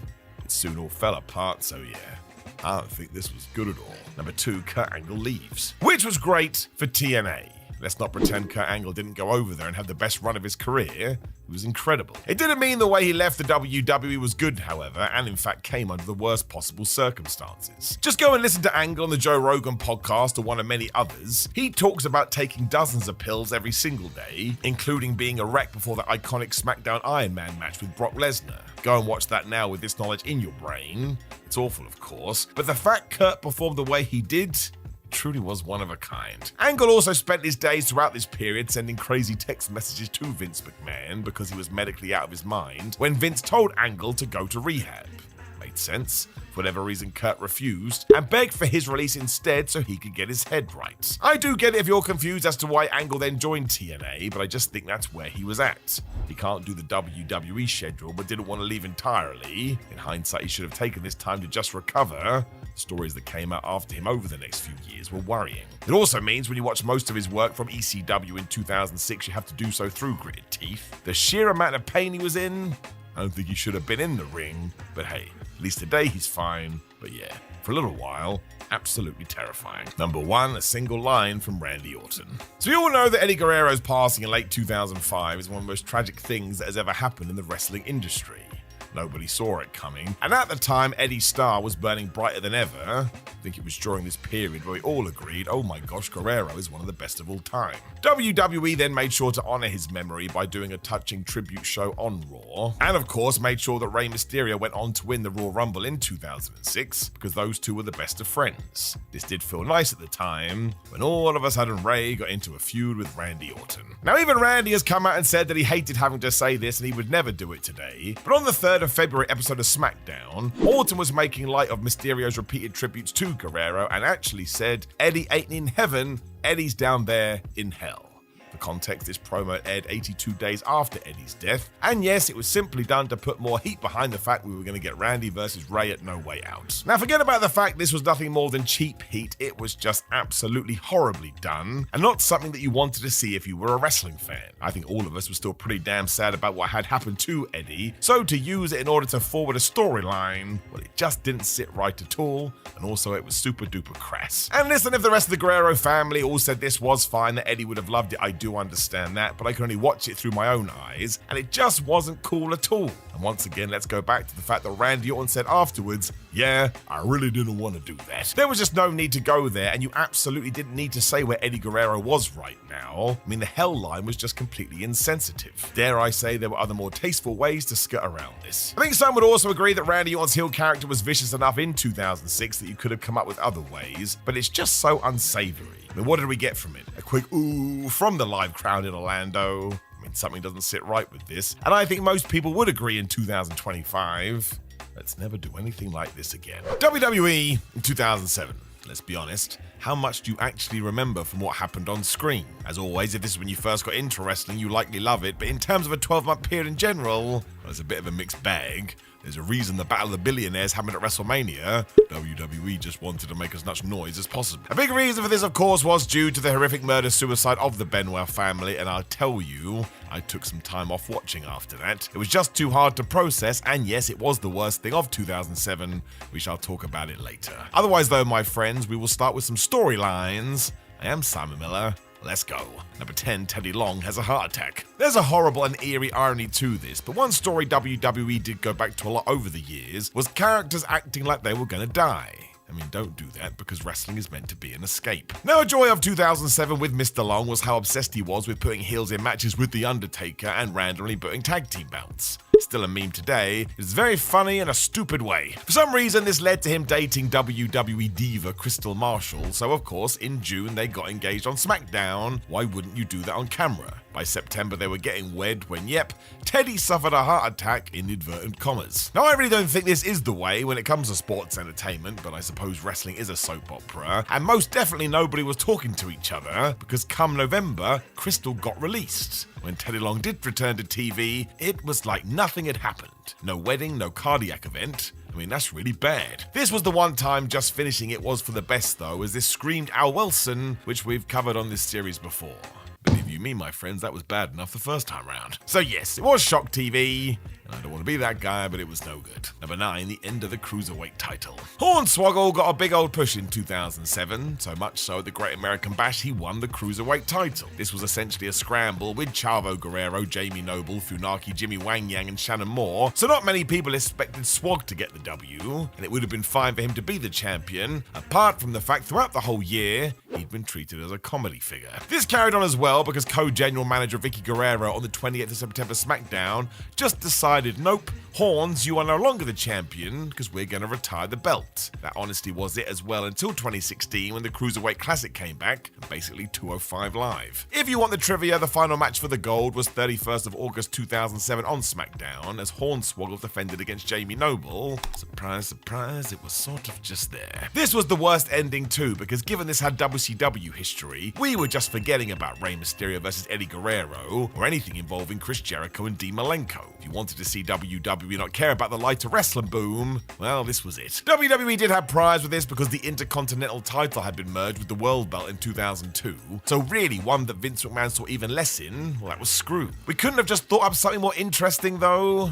Apparently not. Why bother? Number 8, Edge to the Great Khali. July 2007, Edge was forced to drop the world title due to a pec injury. It sucked. As we know now, that usually means somewhat of a scramble, and to be fair, WWE is usually very good at sorting this. If we have an unexpected hole, we can fill it with something last minute and exciting. We didn't do that here. Because we just went to the classic let's do a battle royal, and I guess because nobody could figure out how you throw somebody so big over the top rope, the Great Khali won. And look, Khali in wrestling makes sense. A massive man is always going to have a place, but nobody thought he should be the world champion, and yet here we were. Batista was his first challenger because big men will always slap man meat, but that didn't go well. The whole thing was fighting upstream. The Great One wasn't helped in the sense we soon turned to Kane, which was not the right move. Therefore, after that, it was Rey Mysterio. Well, we've done the Giants, now let's do David and Goliath. By Unforgiven, we pushed our hands together and it was a three-way with Big Dave and Ray. By then, I think WWE knew they had to change it up and Batista got the win and the gold. Down the line, Khali would become the Punjabi Playboy, which was equally as bad for different reasons. I really don't know how anybody thought this was going to work. Number 7, Rosie versus Donald. This has a totally different feel to it these days, but still, it was terrible. But in true Vince McMahon fashion, as Rosie O'Donnell and Donald Trump had a falling out in real life, he thought he would use it to kick off the year with a bang. Brings us to the January 7th Raw. He got 2 people to dress up as these celebrities and fight. This was done for one man and one man only. As always, if anyone booked this today, there would be a meltdown online, and the real issue is how desperate this all felt. Surely it will get some mainstream publicity. Even if it did, it wasn't going to show wrestling in the right light. It made it out like sports entertainment was one big joke. Don't forget this was weeks before the Royal Rumble 2, kind of felt like we needed a TV time for angles. Vince was awful here as well, as he described Rosie as having lesbianic fury, whatever the flub that means, and the audience hated this so much they started chanting TNA. That didn't happen all that much, so it goes to show. It's just an absolute joke and not in the way it was meant to be. So bad. So bad. Number 6, K-Fed beats John Cena. So we stick with the start of 2007 because WWE would often feel like they needed to kick the year off with a bang. How do we attract fans who then may feel like they're locked in for 12 months? For some reason during this period we picked K-Fed. This would be Kevin Federline, who went to Raw, and man, he beat John Cena in a no disqualification match. Not even kidding. And Cena was the current WWE champion. And as for K-Fed, well, I don't want to be horrible, but he's basically known as Britney's wife. I mean, do you remember how mad we all were that Travis Scott just happened to walk to the ring slowly in 2025? Imagine, man. Just imagine. Of course, the likes of Umaga and Johnny Nitro interfered, so this was tainted. But technically speaking, you could have Kevin as one of John's last opponents during his retirement tour, and the law would have worked. That shouldn't be a thing.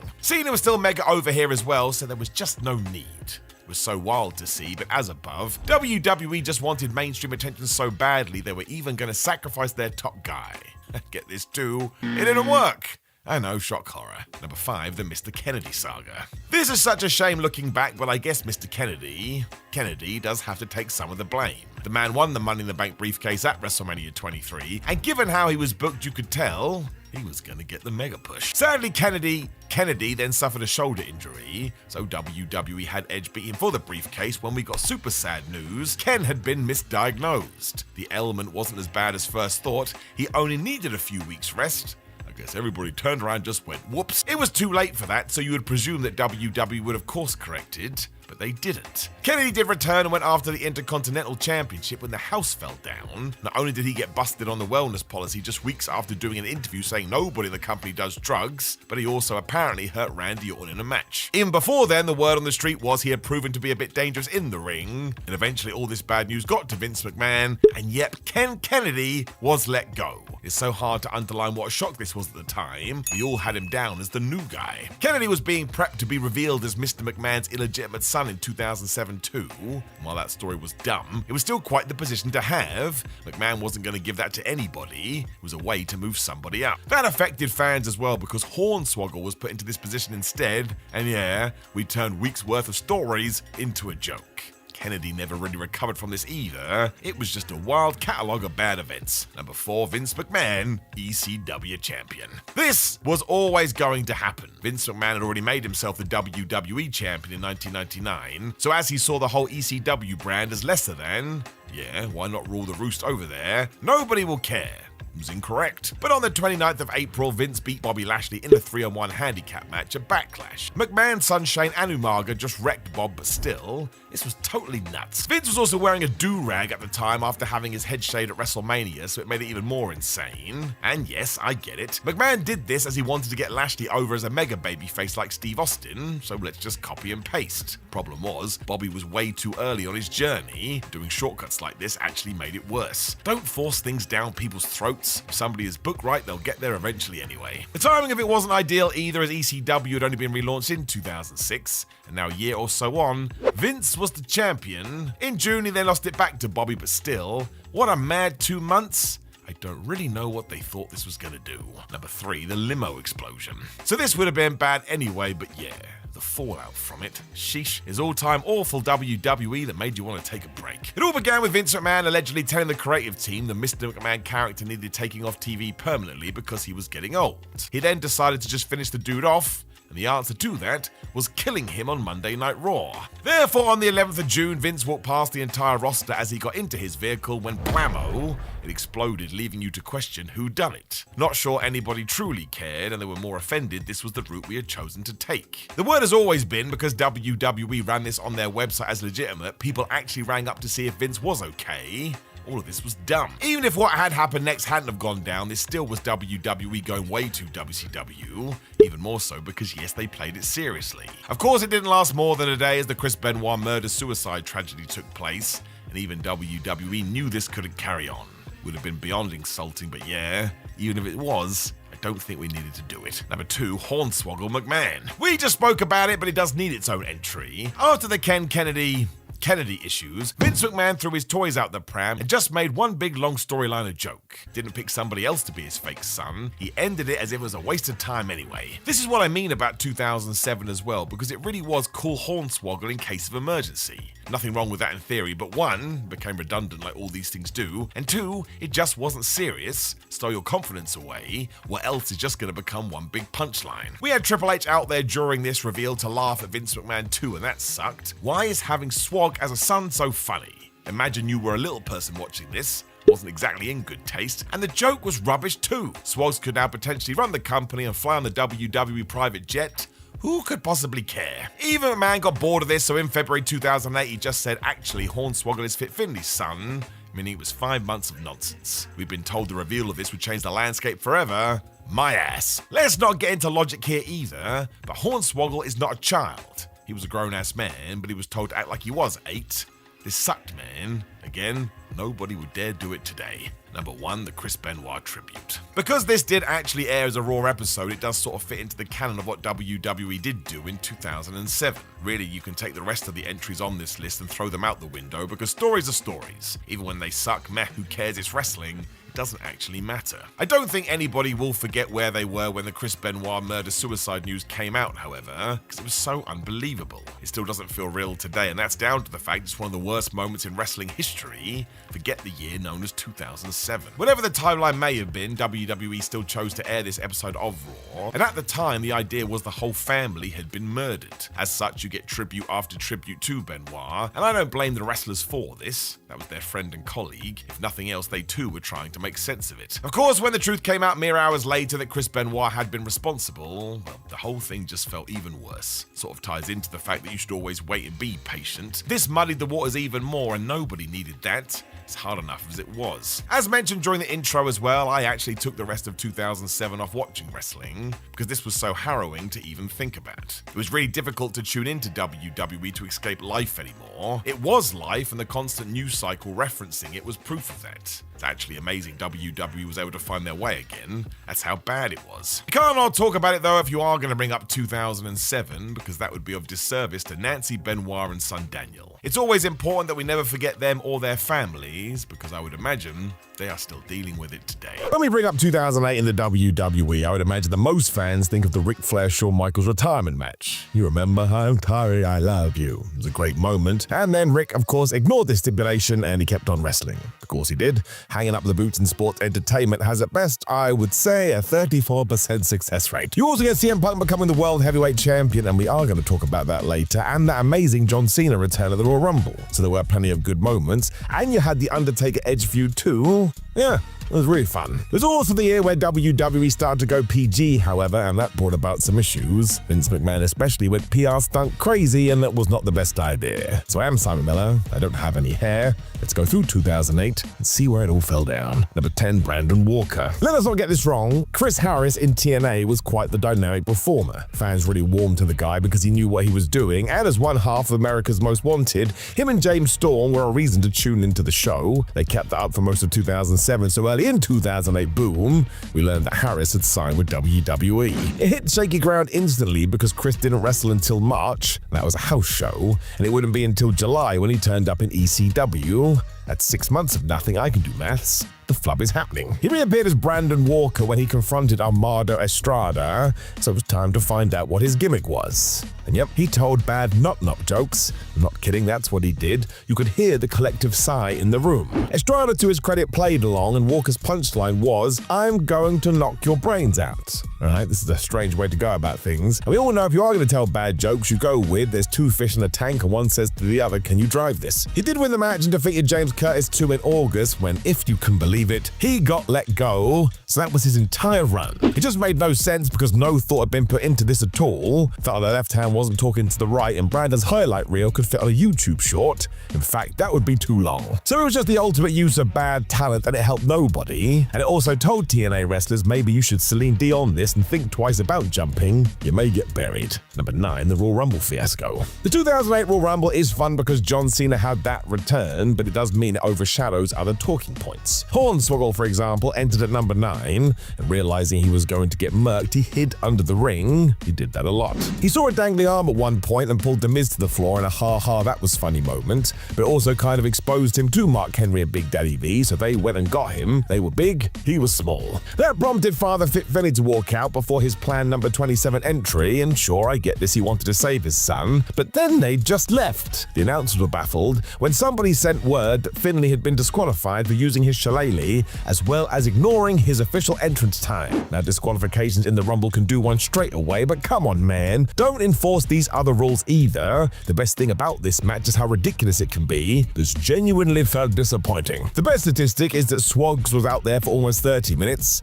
whereas Shelton Benjamin got 18 seconds. 2008 was so crazy. There were some interesting ideas, but loads that were jettisoned as soon as they didn't become the most popular concept ever. I mean, most of the time we gave it 3 weeks. Number 8, Hornswoggle gets whipped. So let us stick with the horn as well, because 2008 in many years was his year. It was after being outed as Vince McMahon's illegitimate son in 2007, so I suppose there was a need to follow up on that. The story here was McMahon was embarrassed that a small person was his offspring, which is just such low-hanging fruit. On the 18th of February Raw, however, he was going to teach him a lesson in a steel cage. And the long term here was actually Fit Finlay versus JBL at WrestleMania, but before then, yeah, it was Vince and Hornswoggle. I wouldn't say it was that good. Vince also destroyed Swoggle during this too, including some horrific belt shots, and Fit was handcuffed to the ropes during all of this, so it was especially brutal when JBL joins in. Well, I think they were trying to kill him as Finlay vowed revenge. It would have been sort of fine if this didn't go on for weeks, but my gosh, it just went on, and nobody seemingly acknowledged it as a proper match. I mean, there's no rating on Cage Match or anything like that. There's barely any reviews. It's essentially one big mad angle. But still, watching McMahon murder this guy on TV wasn't all that enjoyable, even more so because you knew proper revenge was never on the cards. It felt unbalanced. It also wasn't very good. That Mania match, though, fair play to Fit and JBL. Should go watch that instead. Number 7, the Divas title. Was this a bad thing? Not in principle. If you do want to have a women's championship with a specific name, that doesn't have to be the death nail. I mean, the name Diva isn't great given the connotations of such a word, but if it's just branding, fine. But now when we look back, not so much. It got introduced at the Great American Bash when Michelle McCool defeated Natalya, and guess how long that match went? Less than 5 minutes. It did mean Michelle was the first ever Divas champ, when Vince McMahon forgot about it. Yep, because this pay-per-view was in July and it wasn't defended again until October and September. Instantly the fans knew where the pecking order was. The rest of the year isn't that great either. It sort of feels like an afterthought. It somehow lasted until 2016 when finally the women's division got the serious upgrade it needed. And just go and read the stories now. The female division had to fight tooth and nail to get anything greenlit, and it just wasn't all that good. By 2008, women's wrestling should have been taken way more seriously. It wasn't Japan, and even TNA had established a solid foundation, so for the main promotion to be going backwards, well, it weren't great. Number 6, McMahon's $1 Million Mania. Alright, we talked about this briefly. Vince McMahon decided to get fans back. He should do a real-life competition and give away $1 million. Talk about transparency, please will you watch my show? We did this live on Raw too, with McMahon ringing people up, and good grief, it was painful. Sometimes there was no answer, we got voicemails picking up instead, and it took up so much TV time, surprise surprise, we've already talked about it, it lasted a grand total of 3 weeks. It was always flipping 3 weeks. I think Vince realized it had to be switched around, so of course he went back to what he tried to do in 2007, kill himself. Because during the 23rd of June Raw, he was crushed in the set as it all fell down, as he cried out out to Triple H and called him Paul. Therefore, it must be real. Of course, McMahon also said he couldn't feel his legs, which kind of feels a little bit overboard, but nobody bought this. It was so obviously rigged, and much like the competition, it didn't get anybody to come back to Monday night. If anything, it underlined the issues with WWE. What were we doing, especially with the Night of Champions pay-per-view on the way? Maybe we should have used this time to promote that instead. It just wasn't the right thing to do, hence why it was over so fast, and all of this was such an odd time to be a fan. We were all over the place. What were we meant to do?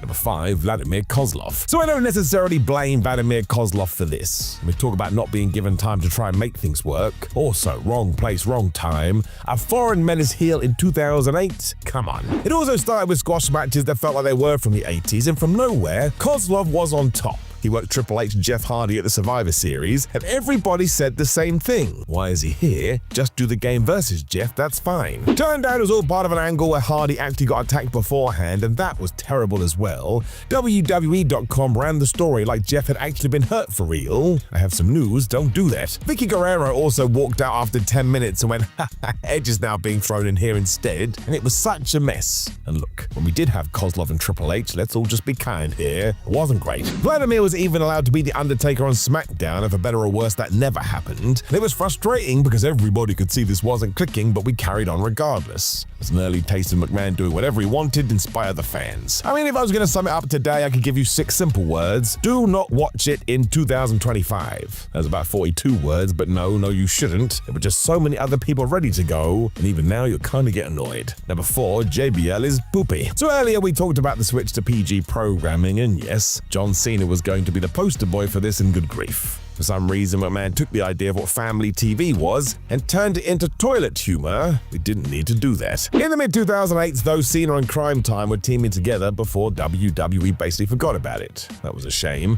It sort of proved that Shad Gaspard and JTD had something, but we just didn't bother. Alright, the whole audience was turned off by it, although it wasn't due to that. It was because on the July 7th Raw, Cena vandalized JBL's limo, and he did indeed write JBL is poopy on the side. He didn't even go for poop, which would be grammatically more correct. Just JBL is poopy. I don't even think a 5-year-old would have done this. It's a big reason why John started to get booed as well, because a lot of fans still going to the shows were adults. They were already worried about PG, and now they were getting this. The dream was dead. It didn't help that the announcers sold like Cena had kidnapped a child, but even JBL sucks would have been fine. That's a standard phrase. We only did poopy because McMahon has a very strange, and let's face it, immature sense of humor. Number 3, Mike Adamle on commentary. So I've mostly included this for one reason, because yes, Mike Adamle on commentary did not work. It was even worse as he replaced Joey Styles, and fans loved that guy. It was just so WWE. Get rid of the popular figure to bring in someone that was more of a sports guy. It never works, and it's not what the audience wanted, especially because this was on the revived ECW brand. With Styles on the call, at least that spirit could never die. It really was McMahon just trying to pick apart what Paul Heyman liked about his promotion, and I think Mike would be the first to tell you this didn't click, but look at what we learned later. Adamle, a former football player, was suffering with major CTE issues, and of course that would have affected him here.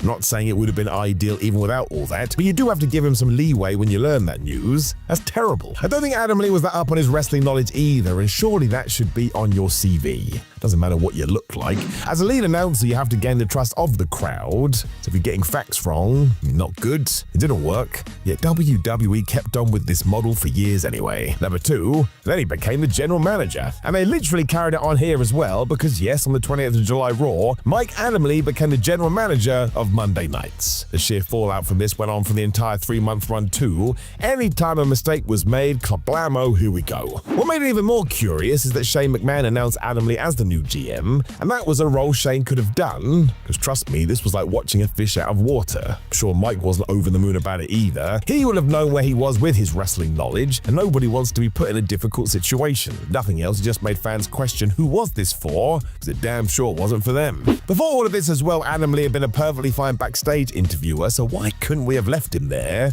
Instead, we pulled the rug out from underneath him and he went all over the place. I mean, you could have given him some training and then seen, but nope. This all happened basically overnight, and shock horror, didn't click. WWE knew this as well and changed direction pretty quickly, and I just don't get what the plan was, unless the plan was actually to annoy the fans. It sounds ridiculous, but a lot of people from this time have said Vince McMahon did have periods where that was his only focus. Let's just get a rise out of the crowd. This worked. Social media lost it. Number 1, CM Punk loses the world title without losing it. To this day, this one is mad. Because 2008 should have been a banner year for CM Punk, as it finally looked like WWE was going to see where he could go.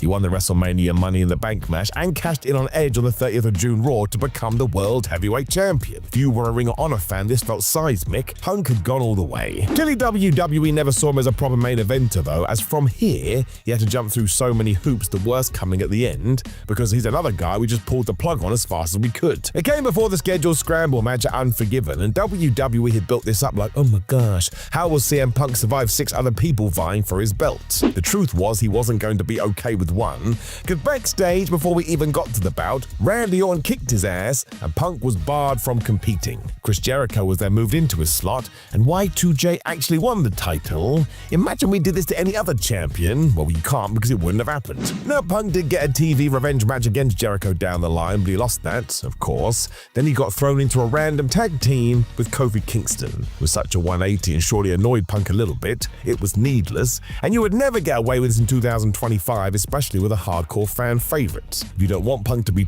Also, if you want to take the belt off Punk, put him in the scramble anyway and have somebody else win. This made no sense. It's 2 + 2 = potato. In many ways, it doesn't actually matter what WWE did in 2009, because that was the year when Shawn Michaels and The Undertaker stole the show at WrestleMania. You should go and watch that match if you haven't already. It hasn't aged. It's fantastic. When you can deliver something like that, a lot of other stuff can and should be overlooked. But as we are 16 years removed as I am talking to you, why don't we tear the lid off the can right now?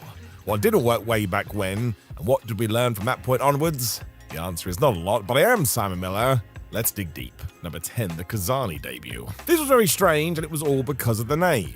Kazani took on such a moniker because during his early vignettes, he spoke in Carney talk. It's of course tied into wrestling, because where do you think the likes of kayfabe came from? That's the language wrestlers would use to try and protect the business from outsiders, but why would you make that into a character? Especially to an audience where the vast majority would have no idea what you were going on about. It was too inside. The man behind this persona described it as the love child of Jake Roberts and Doink the Clown. If that was the idea, man, WWE did not get that across at all, because that sounds awesome. After he did arrive on SmackDown on the 2nd of January, he started a feud with MVP, and it was fine. Wouldn't say it was all that great. And that was an issue because when somebody does come in, you just want it to feel like the hugest thing ever, and you want that build to work. It didn't. I think most fans were confused, and the casual crowd definitely didn't get it. WWE soon realized this, and the whole thing was done by March, which is when it vanished. And can you believe it? Kazani then got released too.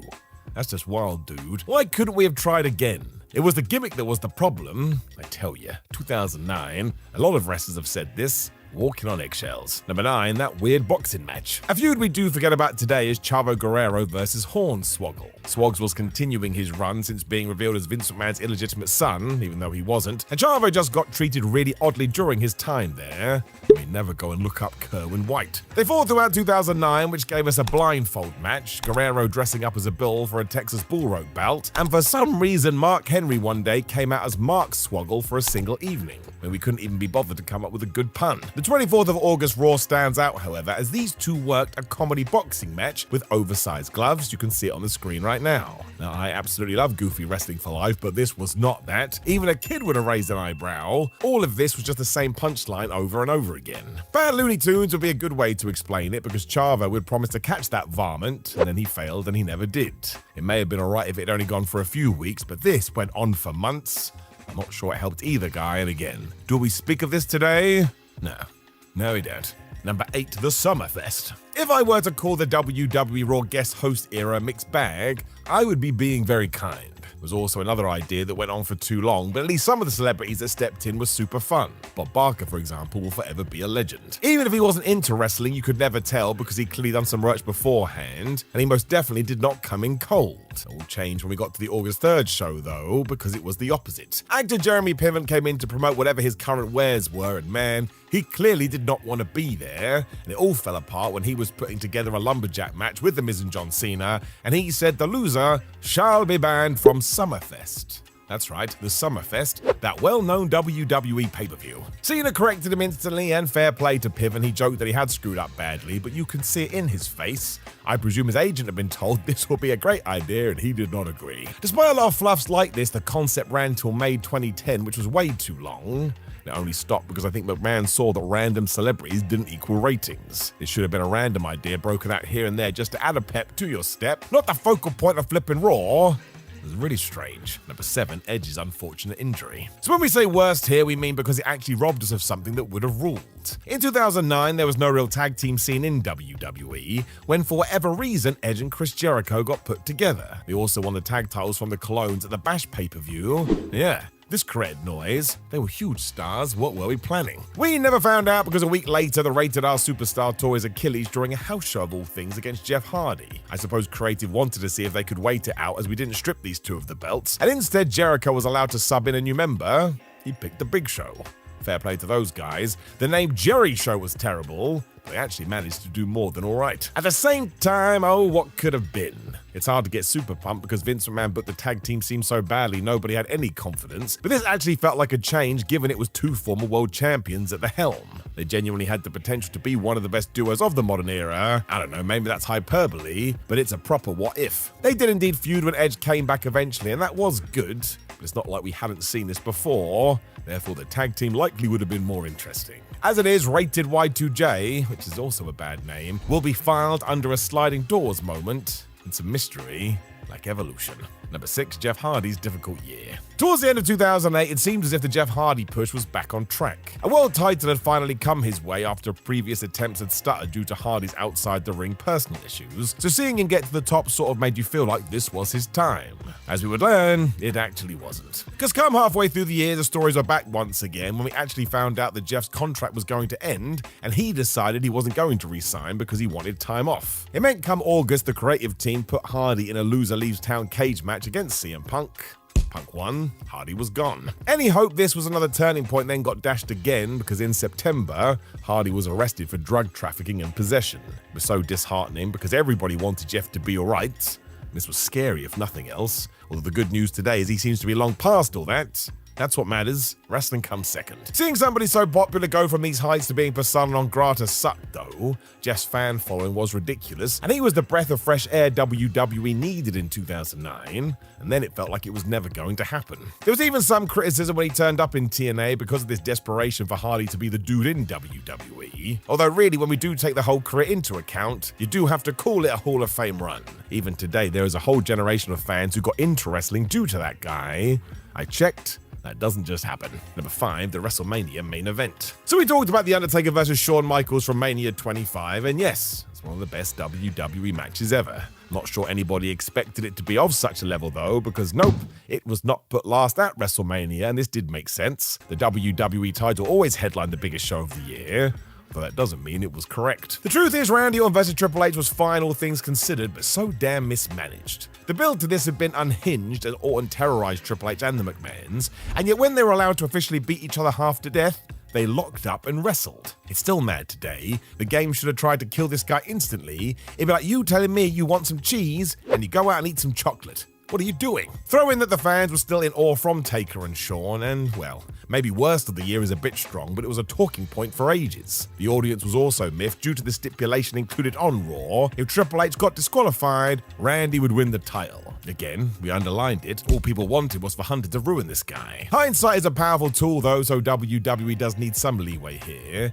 It is still true, mind. If only we'd flipped these. Different story. Number 4, Donald Trump buys WWE stock. So this was hilarious and sums up why wrestling and the world at large is stupid. Sort of tied into the fact that Vince McMahon had been trying to get his character off TV for 2 years. When we got to 2009, he tried again. He was going to sell off Monday Night Raw. This happened on the 15th of June as Vince revealed he had an offer he just couldn't say no to, and the big twist was that Donald Trump was the buyer. None of this was real for the record, but WWE still sent out a press release under the guise of kayfabe, and have a guess what happened. As soon as Trump announced next week's Raw would be commercial-free, the stock market panicked thinking this was all legit, and WWE plunged 7% on the exchange. That's very funny because it's still real to me, damn it. The story was then killed instantly. We did double back down on Raw as Donald agreed to sell the shares back, and of course Vince McMahon was going to have to pay double, and then we moved forward like nothing had happened. So all WWE did here was cost themselves a lot of money. Whoops. Number 3, Shawn needs money. And this is sort of similar to the last story because the line between reality and fiction became too clear. After the global recession, Shawn Michaels came out and told us he was broke. No more family savings, and because JBL was rich, he was going to ask him for employment. Instantly, fans in unison said, "But you're still working for WWE, Shawn, and you're one of their top stars." I mean, they must be paying you something. This actually began at the end of 2008 but went full throttle in 2009, and I suppose it peaked when HBK beat Bradshaw at No Way Out. Instantly, Michael then went into the Undertaker feud, so yep, even WWE just nixed this to decide it wasn't the best idea. Of course, it was the classic WWE thing of looking at the world of large and picking a news story, but it just held no weight. Shawn had been a top guy for years too, so even if he was strapped for cash, well, again, you're literally working for WWE right now, we can see you. I think a lot of fans also didn't want reminding of their current woes when watching their entertainment show, so it was too close to home. WWE has always fallen foul to that a lot. Sometimes, just be fun, that's what people want. Number 2, Santina Marella. Some people say this has just aged poorly, but I would argue it wasn't great at the time either, and look. Santina Marella is one of my favorite wrestlers ever, we just talked about this. If we watched to have fun, he was Mr. Fun. No, I shouldn't have described him that way. All of this was just extra bad because before WrestleMania 25, WWE had made a big song and dance at the Diva Battle Royal to crown the first ever Miss WrestleMania would be a big deal. We even brought back iconic Diva Sunny to make sure this got all the spotlights on it. I think a lot of fans were actually intrigued to see what we were going to do. It was also the only female match on the card, so there was hope it would deliver. Then we got the winner, and yep, it was Santino Marella who was dressed as his fake sister Santina. And of course, he threw out Beth Phoenix to get the victory. I can tell you, my friends, the backlash was instant. It was seen as the same old nonsense when it came to the women. As always, just imagine WWE doing this today because they absolutely wouldn't, and that's what sums it up. Even when WWE did the first women's Money in the Bank and James helped Carmella, people weren't having that either. So once again, there's the connection. It was like anytime WWE wanted to highlight the female division with a big first-time match, it sort of got turned into a joke. There were just way better ways to finish this, and when you do go through the roster, there were loads of individuals who had benefited far more. But nope, this was a punchline again. I think come WrestleMania, people were just done with it. Number 1, Piggy James. Mickie James has managed to brave face with this and look at things through a different lens in the years since. There is no doubt that in the late 2009, when WWE was doing this, everybody involved was probably face palming and looking at the creative team and saying, why the flub are you making us do this? It all began on the 20th of November when Michelle McCool and Layla introduced a parody of Old MacDonald Had a Farm, and essentially, they just kept calling Mickie James fat. Now, this left Mickie in tears, but also, Mickie James wasn't fat. She was the opposite of fat, not fat. Eventually, it did become the Piggy James storyline because that's what the heels kept on saying. And backstage, Michelle even went to Mickie and was like, listen, I don't want to do this. I find the whole idea entirely uncomfortable. Because yes, it was really uncomfortable, or it was just downright bullying. And look, there's nothing new about working storylines that kind of tie into things that can happen in the real world, but unless you sit down with everybody and say, are we all cool here, then I really don't think you should be doing it. Also, if you have been bullied, you know how horrible it can be on your psyche and your brain. Probably shouldn't use it in a wrestling angle without really going through it all. A couple of words to sum it up would be ridiculous and shameful. And yes, eventually Layla came out wearing a fat suit with a pig nose, because of course she did. This actually was prolonged into 2010 too, and while Mickie James did get a few wins, it never really felt like she got that stamping point to tell the audience, don't be a bully, because you're an asshat. If nothing else, it was also saying unrealistic body standards, because again, go and look at Mickie James from 2009. Who the flub would deem her overweight? This was really stupid.